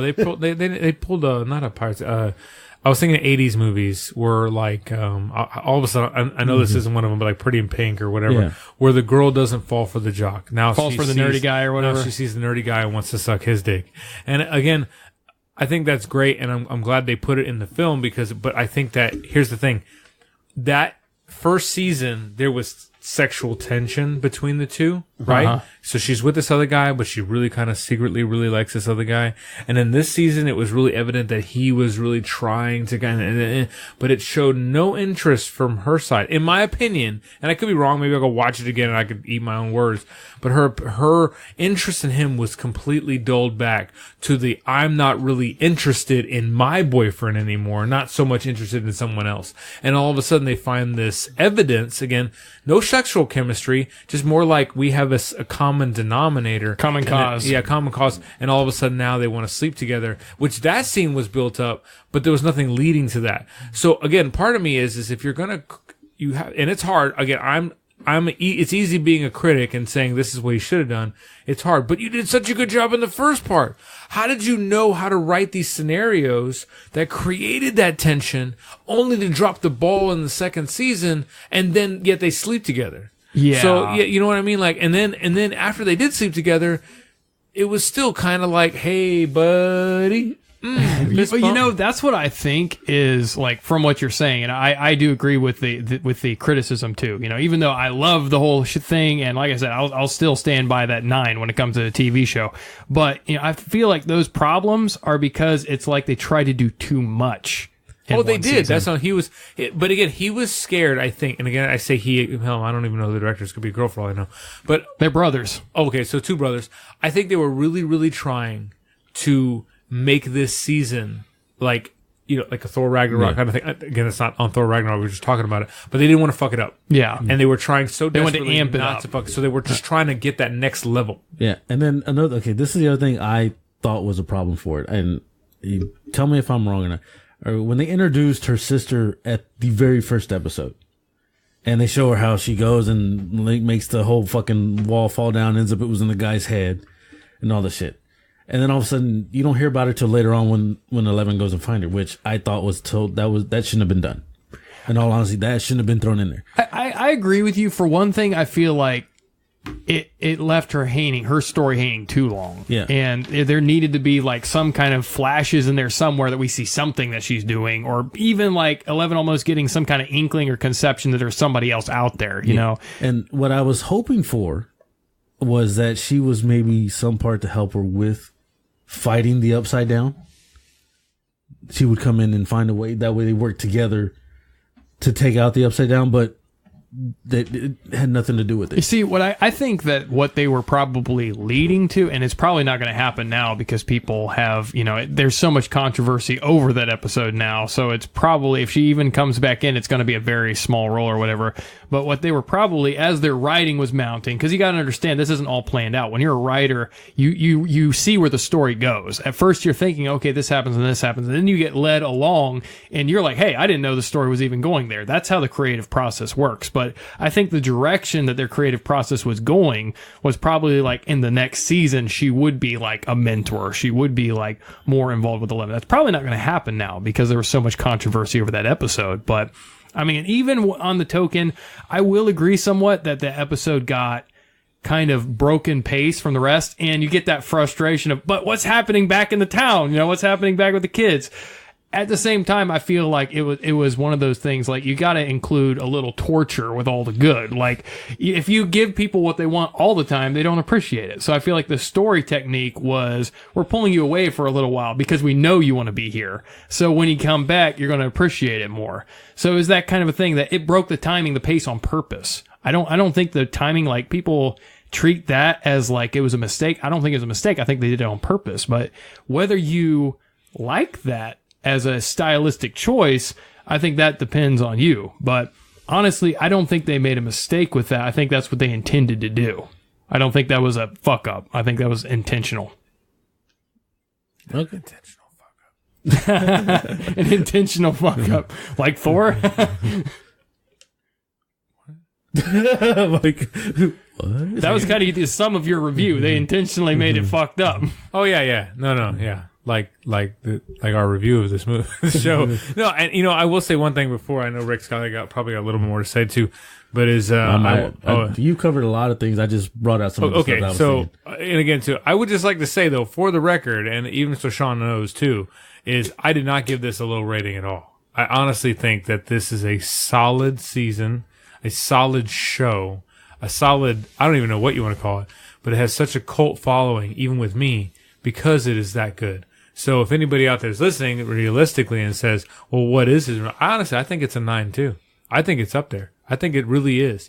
It has some flaws, and I have to talk about those because I don't want them to repeat the same mistakes again. Yeah, and I think it's worth pointing out. The good shit, you want to see the good shit, just turn it on. Like, that's how good it is. Yeah, it's like really Thor is. Ragnarok. It's just that good. You just turn it on. You can see the flaws because nothing is perfect. But in this case, because you fall in love with these characters, I feel an attachment to them.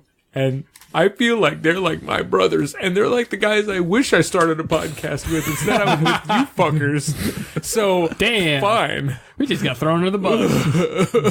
With that, now I can enter the segment I want to talk about in this show. He's going to go wearing his chucks and his freaking Dirty backwards lesbian baseball whores. cap. Oh my God. He said the segment he wanted to talk about. No, I'm here to tell you that you touched on something else that I wanted to touch on because it was made known also. I mean, you guys are talking about the show, and I'm going to take it past the show. I'm going to take it to the actors. Oh, I thought we were talking about Nice. That's what we want to touch on. What? Go ahead, the actors. You've heard some of the comments, right? Oh, yeah, about them being douches to people. Yeah, people getting pissed off that they're not talking to people. This guy tried to talk I don't talk to any of y'all. Talk to the Finn who played Mike. I got really ugly with him in the airport or whatever. And Mike's like, I'm 14, you know. I'm like, what are this is some grown ass man or whatever. Some of the dude made comments about Millie Brown, who we know is 13. She came into her own and all in front of her. I forgot what the quote. The quote was very creepy. And somebody responded back to him on Twitter. You know, she's a teenager, you freaking weirdo. People are really fucked in their heads. These are kids, you dumb fuck. And that's the next thing I wanted to point out was, they're children acting, and some of them have gotten really good. But that doesn't mean you go around chasing them like some fucking crazy ass paparazzi. Yeah, but people. Okay, and again, this is happening in a lot of scenarios. This is all going crazy because of what you just tried to do to me. You just tried to accost me, there, freaking director. Oh yeah, sexual molestation here in this podcast. I don't want to get too much on those subjects. No, I don't really believe in half that shit that's been going around right now. But I will say that as far as the CNN fake news. But go ahead. As far as the kids are concerned, I think the only thing I have to say is that I think fans tend to become attached to certain things. I'll give you a prime example for me. I've had a few opportunities in my life Bruce Campbell's been into town, and I have not seen him. Like, I've not gone.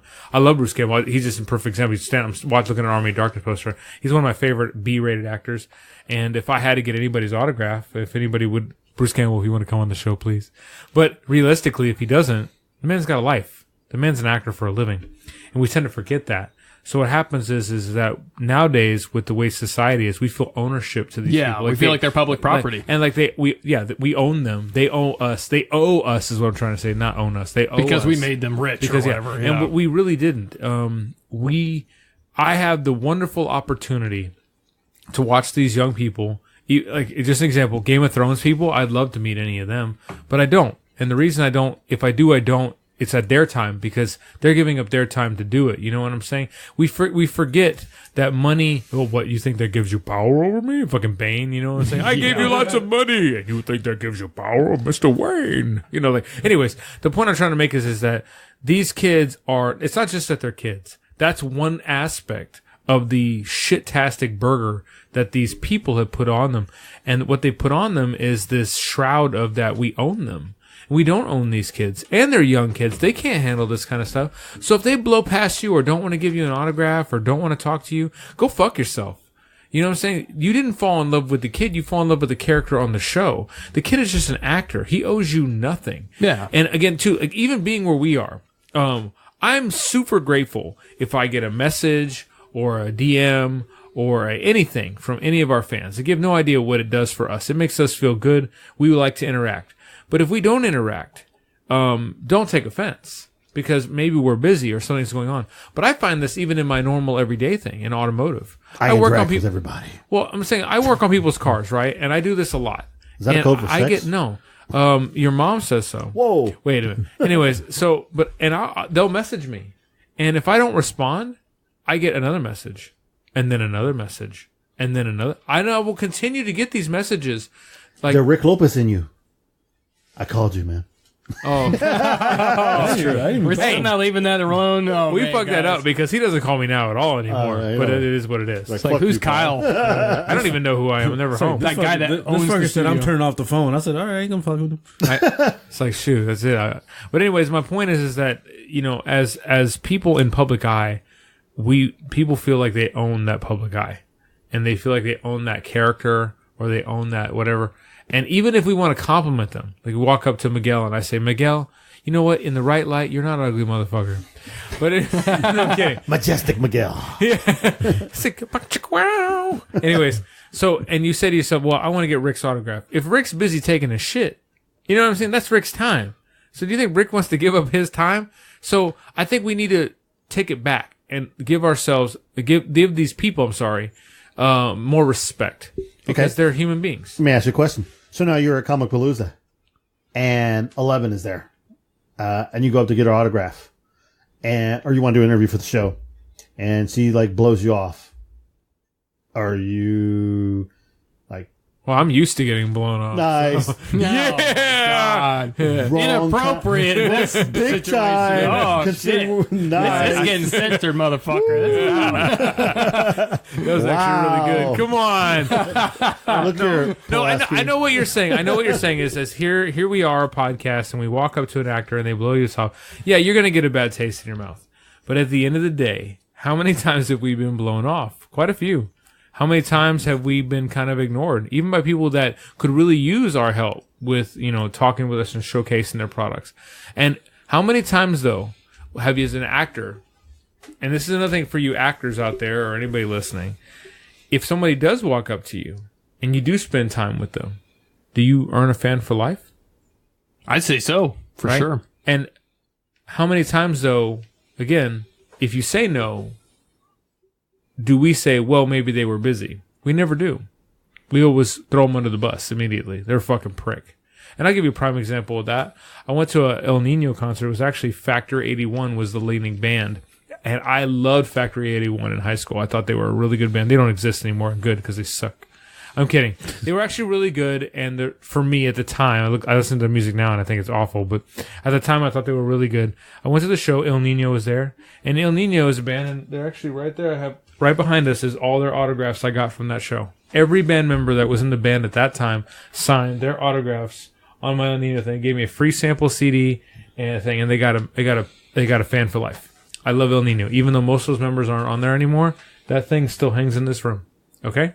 And it was a moment for me I'll never forget. I got to talk to a guy who hung out with Max Cavalera from Soulfly. Okay? Like, this was my moment. And so I was on this high, and I felt so good. And I got to meet Chimera, and it was really good. Chimera is another band that was there, and their lead singer. I didn't get their autograph because at the time I didn't even know what happened. I think my ex had taken my pen or whatever.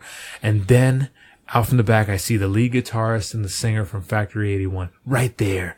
Right across from me, like where Sean is now. And I'm on this high, and I walk up to him, and I'm like, oh my God, can I get your autograph? And the guy's like, I ain't got time for that. My set's coming up.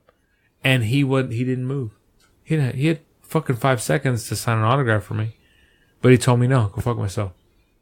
Not like that words, but basically, I don't have time for that right now. Maybe after this. I'm too important for you. Too important. And it got a horrible bad taste in my mouth. The sad part is now that I'm older, now I understand. 10, 15 years later, I still think they suck.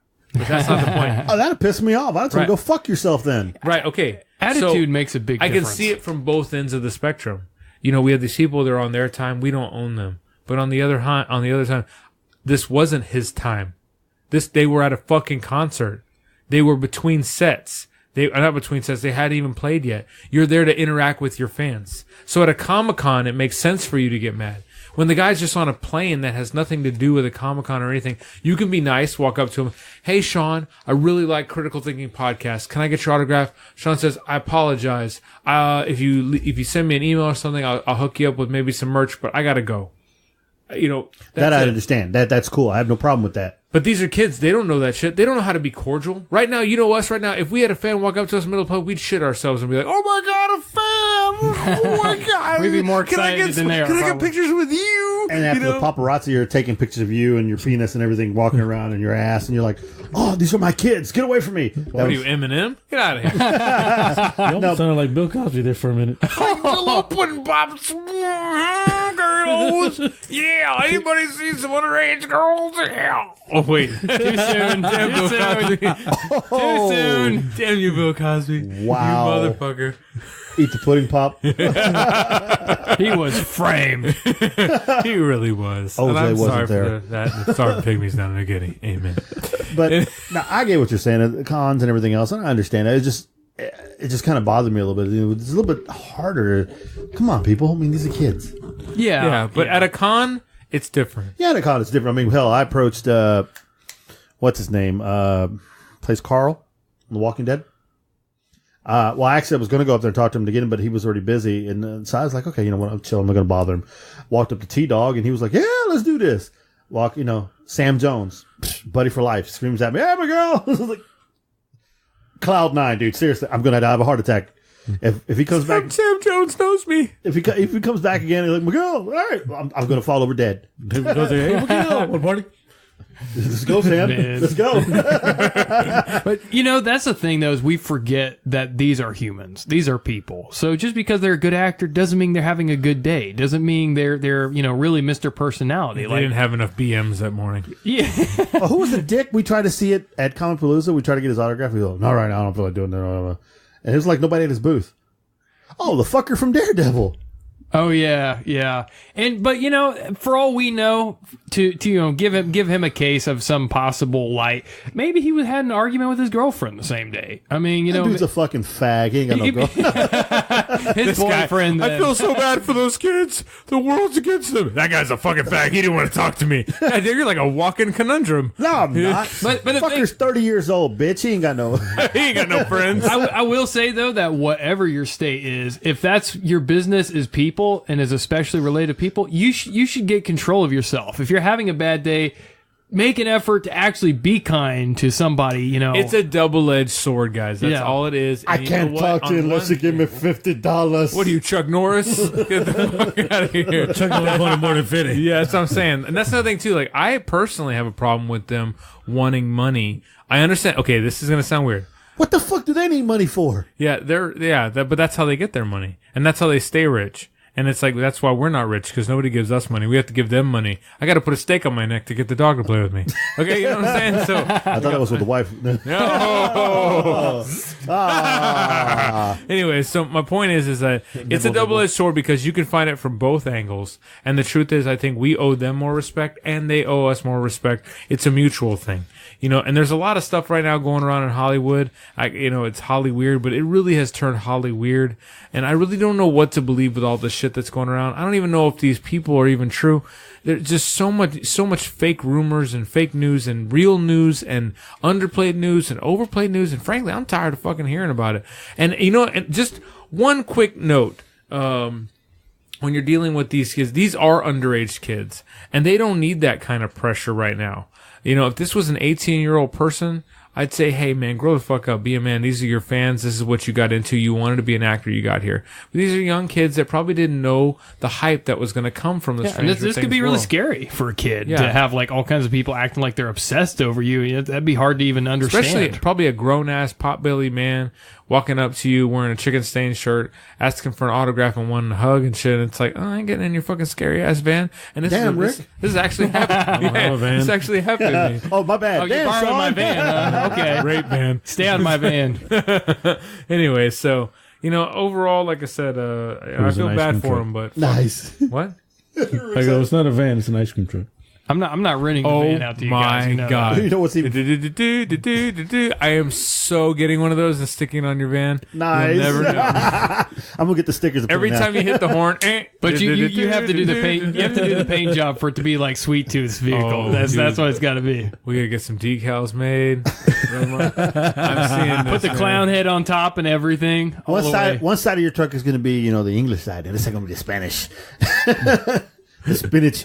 I don't have a problem with all that. Some problems with some of the actors I have is when you go to meet them, they won't talk to you unless you're like, like you said it earlier, like on their level, I guess. You got to have these millions of followers or 100,000 followers and all these downloads. Oh, I'm so happy to be on your show. I listen to it all the time. No, you don't, you lying motherfucker. Get real, bitch. The self-interest stuff is annoying. Let me go ahead and throw some props out right now. Can I throw some props? Throw some props out right now. First of all, my boy Chad Rook, legit, okay? Legit actor from Canada doing his little thing. He's been on Supernatural, The Flash, all that wonderful stuff. War for the Planet of the Apes. Coolest shit guy. He's friends with me on Facebook. We talk, we laugh, we joke. He posts his shit on there. I'm friends with his mom on Facebook too. That's the kind of shit I'm talking about. Cool guy. He was straight up nice, everything else. Got a fan for life, like you said. I got his back. Anybody tries to rip his ass. Sam Jones. Psh, love the man. Can't work in his He's an awesome guy. Fucking Flash Gordon for the rest of them. Dude, I will love that guy to the guy. I'll be one of his pallbearers. He's a true people person. I'm just saying. I've met a lot of actor friends. Ming Chen, Michael Zapsik, comic book men. Great guys. I can talk to them and laugh. The first time we met Brian, thought he was a dick. But then we came back later that day. He was a little bit more relaxed out of his element and everything. He was back to who he really was. I'm like, oh, okay, cool. Just caught him at the wrong time. So I get what you're saying. You catch people at the wrrong time. You catch me on the wrong day, man. I can be a real fucking asshole. It's every day. And I'll even say, God damn. Okay, it's true. But anyway, and that's the thing. It's also, too, maybe their personalities clash with your personalities, or who knows?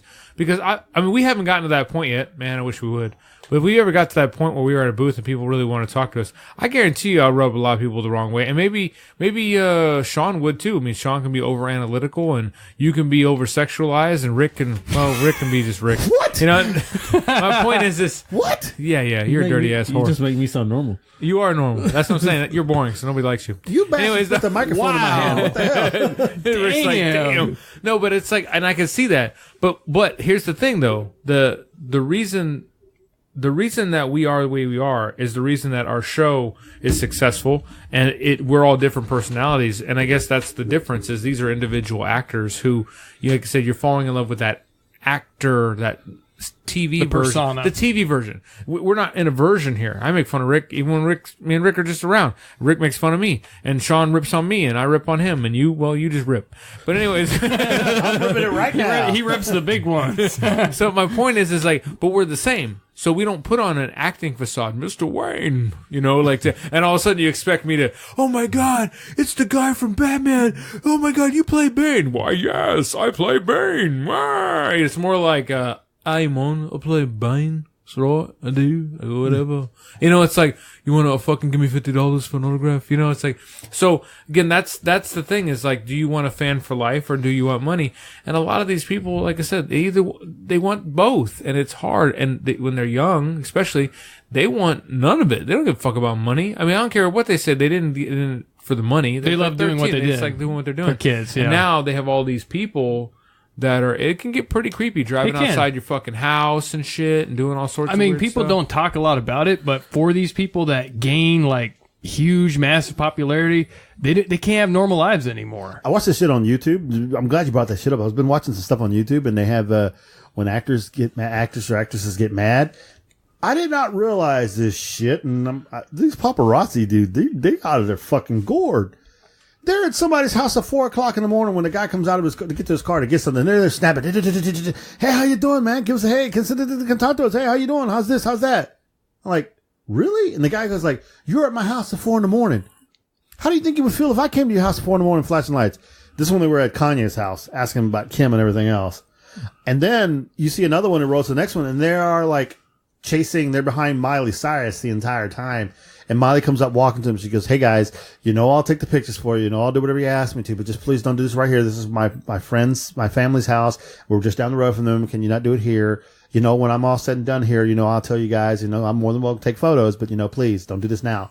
And she's very nice, even though she's pissed off. And you watch, who was it? Reese Witherspoon? Oh, and then I saw Ben Affleck. Not Ben Affleck.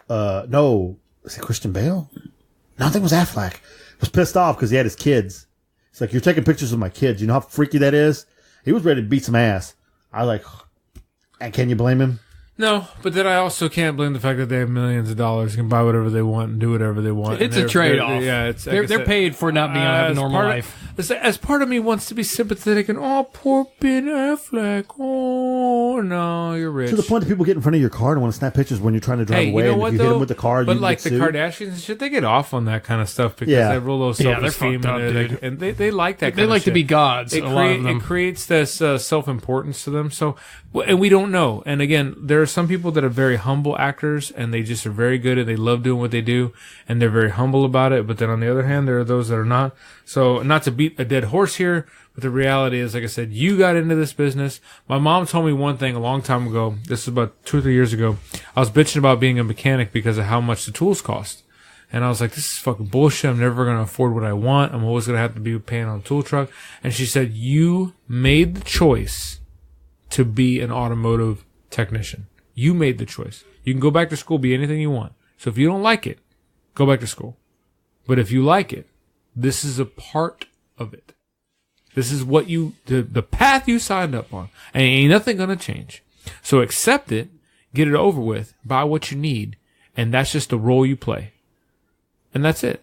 So if somebody says to me, hey, you want to be a football player, but you don't want to go work out and get big and get swole and do all this stuff and training and shit, then shut the fuck up. You don't want to be that bad of a football player. Yeah. So you an actor? Guess what? You a famous actor? Guess what? This is a part of what comes of it.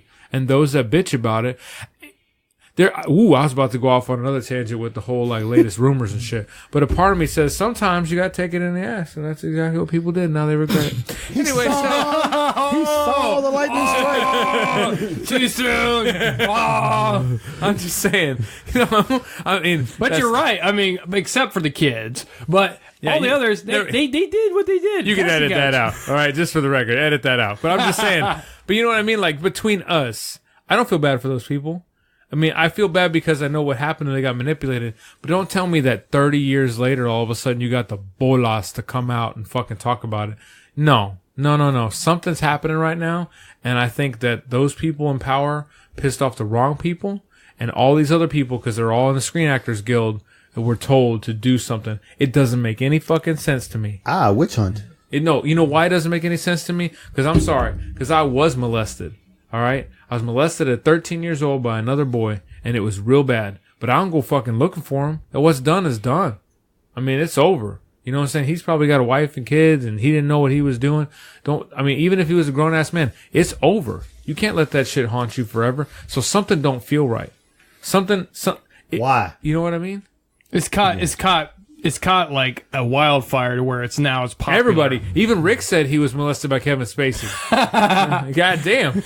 I knew Kevin Spacey. You got he was bragging. Yes, he was bragging. you got the Kaiser Soze? Is he signed? Did he sign it at least? Signed his ass. So you're saying it's okay? Kevin Spacey signed my ass. You'd have been okay with Kevin Spacey so long as he signed your ass. Is that what you're saying? Oh, I think you saw that look. He was like, well, yeah, okay. I'm out here. I quit this shit. I didn't do this gay shit up in here. Shit. Hey, man, I got to go to bed, dude. It's almost 10 o'clock. I'm coming with you. Early. What? I'll sign your ass. Kevin Spacey? I'll sign your ass. All right. It's like, I know we didn't do trailer talk at all this week. We had a lot of reviews. We had a lot of reviews, but I'll just go ahead and mention the movie news that we do have real quick here.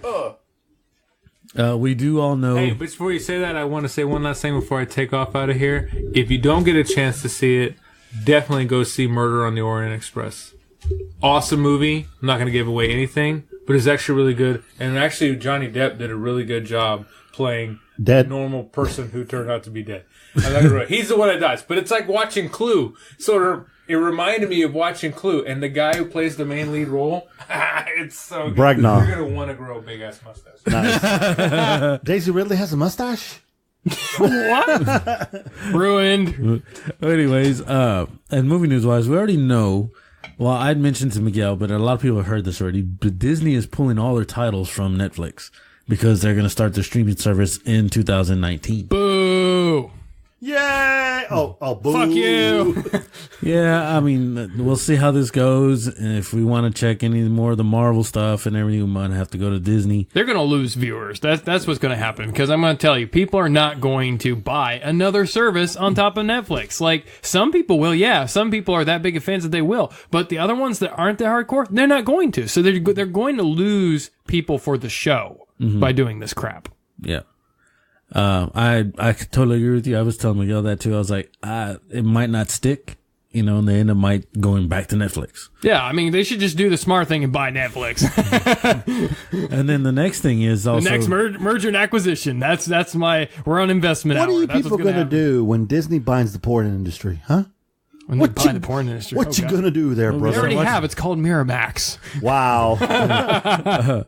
And then also, I don't know if it's rumored or if it is true that they are buying part of Fox, and could be seeing crossovers of X-Men with the Marvel, like it's supposed to be.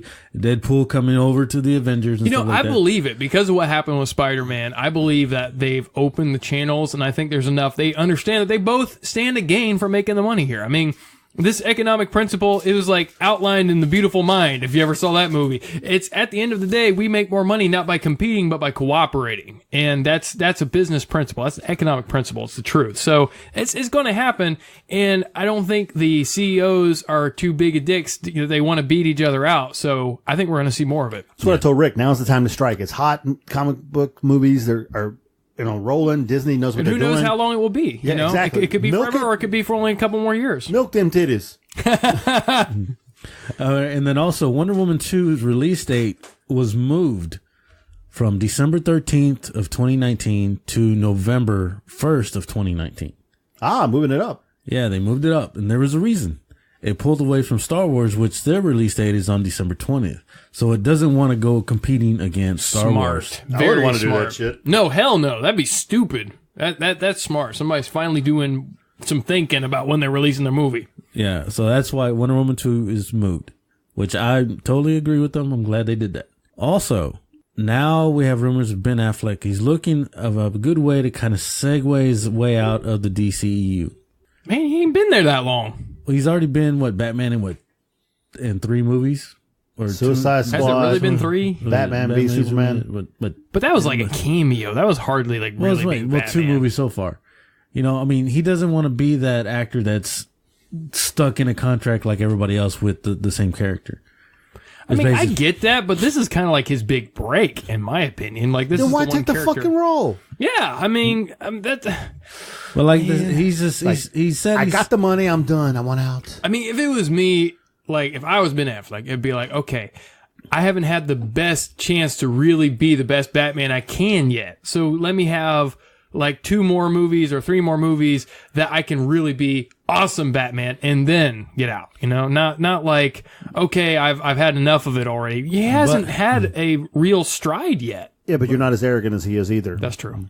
But also, I'm also looking at the way he also is looking at, I bet you his thoughts might change in the matter depending on how well Justice League does. Of course. I kind of wonder if that's it, you know, because they haven't hit the stride Marvel has. So maybe that's kind of got him frustrated in his career. Because Batman v Superman really, really took a toll on his. Well, this is how you also do the contract negotiations in the business.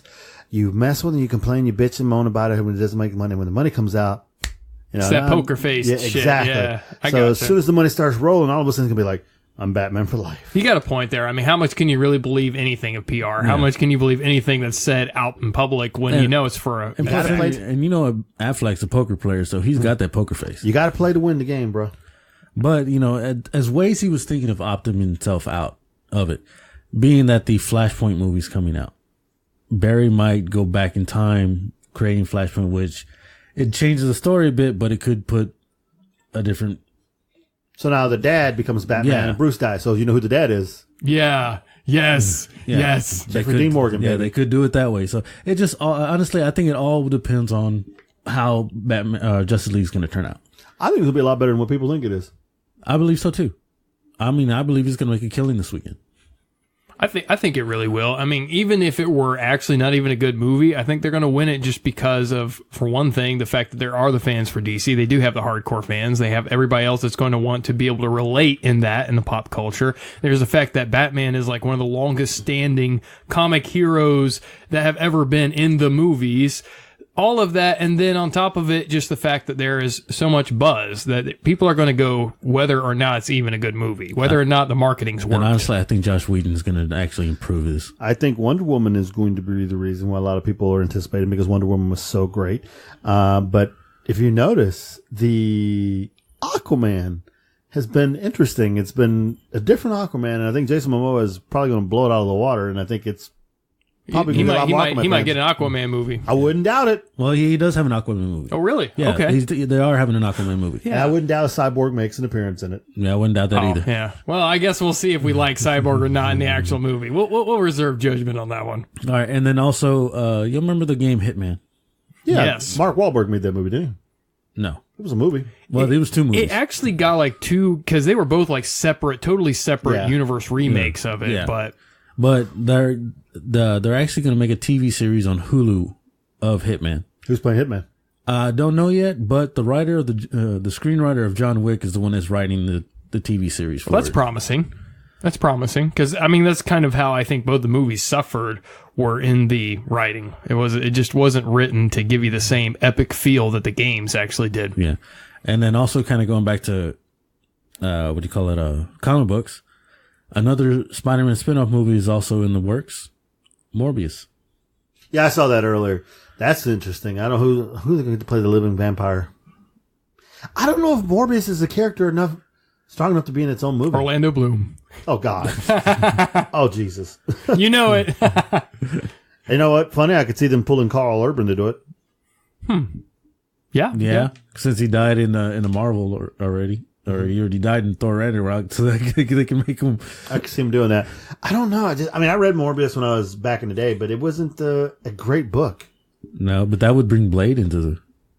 They could bring Blade back. He was Which good in Blade? the cartoon, though. Which Blade? Are we talking Wesley Snipes Blade, or are we talking TV series Blade? I would say Wesley Snipes Blade. Always bet on black. Yes. That would be great. Wesley Snipes needs to get a shot at another really cool movie again. I liked him as Blade. I really wish they would have made a Blade 4. He's waiting to do another one. He's willing to do another one already. I liked actually 3, even though Trinity, even though it was kind of goofy, it had Triple H and Ryan Reynolds. I thought it was great. Jessica Biel, I thought it was amazing. I liked it. I just wish they didn't have. I don't like Parker Posey. I don't know why. I just don't like. You know what they need to do? They need to do like for Halloween of next year or something. They need to do a super creepy, dark Blade movie. That's what they need to do. Like horror, like fucking scary shit, and still some action in it. And that's what they should do. That should be like the revival, and it should definitely be Wesley Snipes all the way. Yeah. The funny thing is, in Blade 3, Dracula was Rory from Legends of Tomorrow. Yes, that's true. That's all I have on movie news. Jumping into gaming news.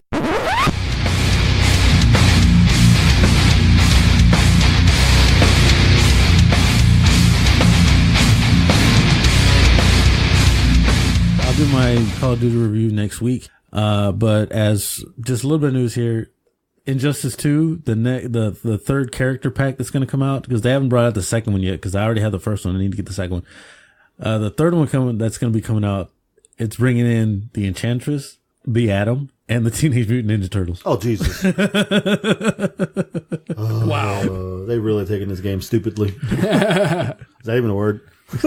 I wish that the Teenage Mutant Ninja Turtles would get more of a movie, like live action kind of thing, or animated, whatever, that would be like the original comics. You didn't like the second one? No. My man. Those 80s movies were really, really great. They were fun. But, I mean, if they would make a movie that is actually based on how gritty. You want to take them back to when they were wearing the red bandanas? Yes, the black and white, like scary as hell shit. Like they were tough and they were scary and they were bad at the bone. They kind of gave an homage to that in Turtles Forever. If you saw that cartoon, it was like a movie that they did, and they got like the Turtles from the 80s cartoon together with the Turtles from the 2000, and they ended up in the core universe that they dealt with, like the original Turtles and the black and white and everything. And it was so awesome because they were exactly the same scary, brutal, hard case sons of bitches that they were in the original. And they're like, even the rest of them, they're like, what the fuck is wrong with these guys? Like these guys are hard cases. Well, you could do it now. I mean, you got the rated R films now, but the problem is that the kids love the turtles. You can't make kill a turtle. it would kind of like be doing a Ronald McDonald movie that's based off of It or something. Damn. That would be a scary ass movie. Want some French fries? I got French fries and quarter pounders down here. But hey, I mean, you want some fries, Georgie? Hey, Georgie. You want some fries, Georgie? I like it. Screw that shit. Happy meal. Well, that's all the news I have. So, anything else? Shout out to our sponsors again here. Number one being Uncanny Comics, our leading sponsor. So you guys know, I bet you a bunch of people don't really know this, but Uncanny Comics has more Twitter followers than the big three located in Houston, being Pop Culture, Bedrock, and what's the other Houston one? Third Planet? Third Planet, yes. They have more followers. He has more followers than those threes combined. And obviously, numbers can be misleading, but he's rapidly growing as one of the shops to go to based on the fact of the games nights that he has, the prizes that he gives away, and just the overall friendly atmosphere. So please go out and visit Joseph Cano over at Uncanny Comics in Rosenberg on Avenue I. And have a great time. It's a wonderful place. He's got 2 dogs out there, and they are very lovely, and kids can play and do whatever they want. Very kid-friendly shop. Our second other sponsor, Black Forest Comics, located in Seguin, Texas. We don't hear too much from him right now, but he's doing his own thing out there. Please visit him if you're out in the Seguin area. Who else do we got another sponsor there? Tokyo Munchies, where we still got more chips to chew on here, but we're waiting for Kyle to join us before we eat those things. Virus Vodka? Virus Vodka. Our partner. Yes, one of our partners who gives us the vodka. And we have more shirts to give away, so hopefully next week when we do our Periscope, we'll give away some more. But, Rick He's got to take care of his fraud problem. You crook. Another partner, Timeout Entertainment. As you know, I will be broadcasting another podcast with Matt Davison out of Timeout Entertainment. Rick will be joining us, and Sean hopefully as well, whenever ever they can. Talking sports, entertainment, and you name it. Whatever we want to, we will talk. There'll be no lines. There'll be straight out, honest to God truth. And guess what? He's already probably got a first guest lined up. I think a former NFL player with a story to tell. Oh, nice. Yeah, he has some connections, so it should be pretty damn interesting when we start rolling with him. And that's coming to you in January 2018. Dang, we got all What's our networks? Our networks. Don't forget another sponsor, Diamond Jerseys. That's right, Diamond Jerseys. And I forgot to mention here, Diamond Jerseys here.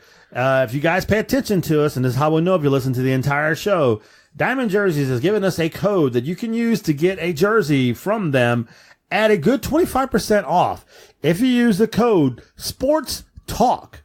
It is good for the first 10 people that use it, and once it's used, they'll give us another one, but obviously not probably for that much. But 25% off on jerseys from Diamond Jerseys. They are on Twitter. You can find them at Diamond Jerseys on Twitter. And you can take a look and see what kind of jerseys they have out there. Pretty much, Raptors, Rockets, Spurs, that type of stuff. 25% off using Sports Talk. Tell them Critical Thinking sent you. So that's a cool thing. Let's see here. Who else do we got, guys? We got so many people. Let's talk about the networks. What's your favorite network there, Sean? Oh, man, that's putting me on the spot there. We have 3, so give us one. Beyond the Dawn. Rick chooses Beyond the Dawn. Okay, I what is this, Pokemon now? I choose you, SFD. Yeah, you would choose the Spunk Lube affiliate. So even me, the no fucks given radio, which is very appropriate, I think. You gotta love that. But also, guys, don't forget, you guys forgot about StreamPod? Oh, that's StreamPod also hosting us now. You gotta love brothers in the UK. That's right. We are in the UK. We're touching English people left and right in the heart. We're going to get thrown out of the country. So, yeah, we have a lot of fun with these people. I mean, Rick, don't forget that Audible. What's that Audible thing again? Audible.com/Critical Thinking Podcast. Anybody got a book yet? I haven't gotten anything, so I know. Well, somebody get a damn book. I wish someone would get a book or something, at least give us something back. Go sign up for a book and then unsign. That's all you got to do. Yes, a lot of trouble, but you can get a good book. Debbie Does Dallas. Debbie Does Sean. I don't know if those are books, but who knows? But yeah, so good old timing, man. You gotta love these things. I love talking about our sponsors and our friends. And guess what? Soon to be sponsor, if Rick can nail it down, Taint's Paintball, located in Rosenberg, Texas, between Rosenberg and Sugar Land. Taint's Paintball, where you can shoot your friend in the face and he won't care. Hey, doesn't he have what's that other ball game out there too? They have airsoft too, I think. Yeah. Shooting fools at airsoft. I mean, take your family out there, take your dad, take the mother-in-law, have some fun. Shoot the mother-in-law with a paintball gun or an airsoft. We don't need goggles out here. Suppress your murderous urges. Lots of fun, man. That's good old family fun. Yeah, well, that's our show, gentlemen. It is? Yes, sir. I have to go home? Unfortunately, Gotta we go do. back. Hopefully y'all enjoyed the show. We had a lot of great reviews with the movie and the show that we have done for y'all. Oh, snap. And we had Kyle on the show for most of it. No shit. But don't forget to go to pumpkinteeth.com. Pumpkin teeth are not just for Halloween, my friends. Pumpkin teeth goes on everything. Sean needs some new teeth. Go out and buy some pumpkin teeth right now. Send them to me. I'll give you my address. Nice. Go talk to Bob. I think from Account Tips, right? Bob from Account Tips. That was kind of freaking me out there for a minute because I was like, Bob from Stranger Things, Bob from Pumpkin Teeth. What? No, Bob from accounting. Bob. All right, homeboys. This is magic. God damn you, Rick. This is Marvelous Mike here saying goodbye. What happened to Majestic? Wouldn't Marvelous be better with Miguel? Okay. Yeah, Majestic sounds... Okay, give me another... Marvelous Miguel, Majestic Mike. Magentic? No, Magentic. Magnificent? Maleficent. What? I don't got horns. This is Majestic Mike signing off along with Rick the Dick and the Irish. Stay classy, Houston. Stay thirsty, my friends. Hey guys, you can connect with us on iTunes At Critical Thinking Podcast. and Twitter At critic_thinking. and also on Facebook and Instagram. At Critical Thinking Podcast. Ladies and gentlemen, Critical Thinking is on Beyond the Dawn Radio, which is known for playing the best indie radio music around the world. On Thursdays at 7 p.m. Pacific and 9 p.m. Central Time. And if you like the show, please 5-star the episode and tell your friends. So thank you for joining us, thinking shit through one podcast at a time.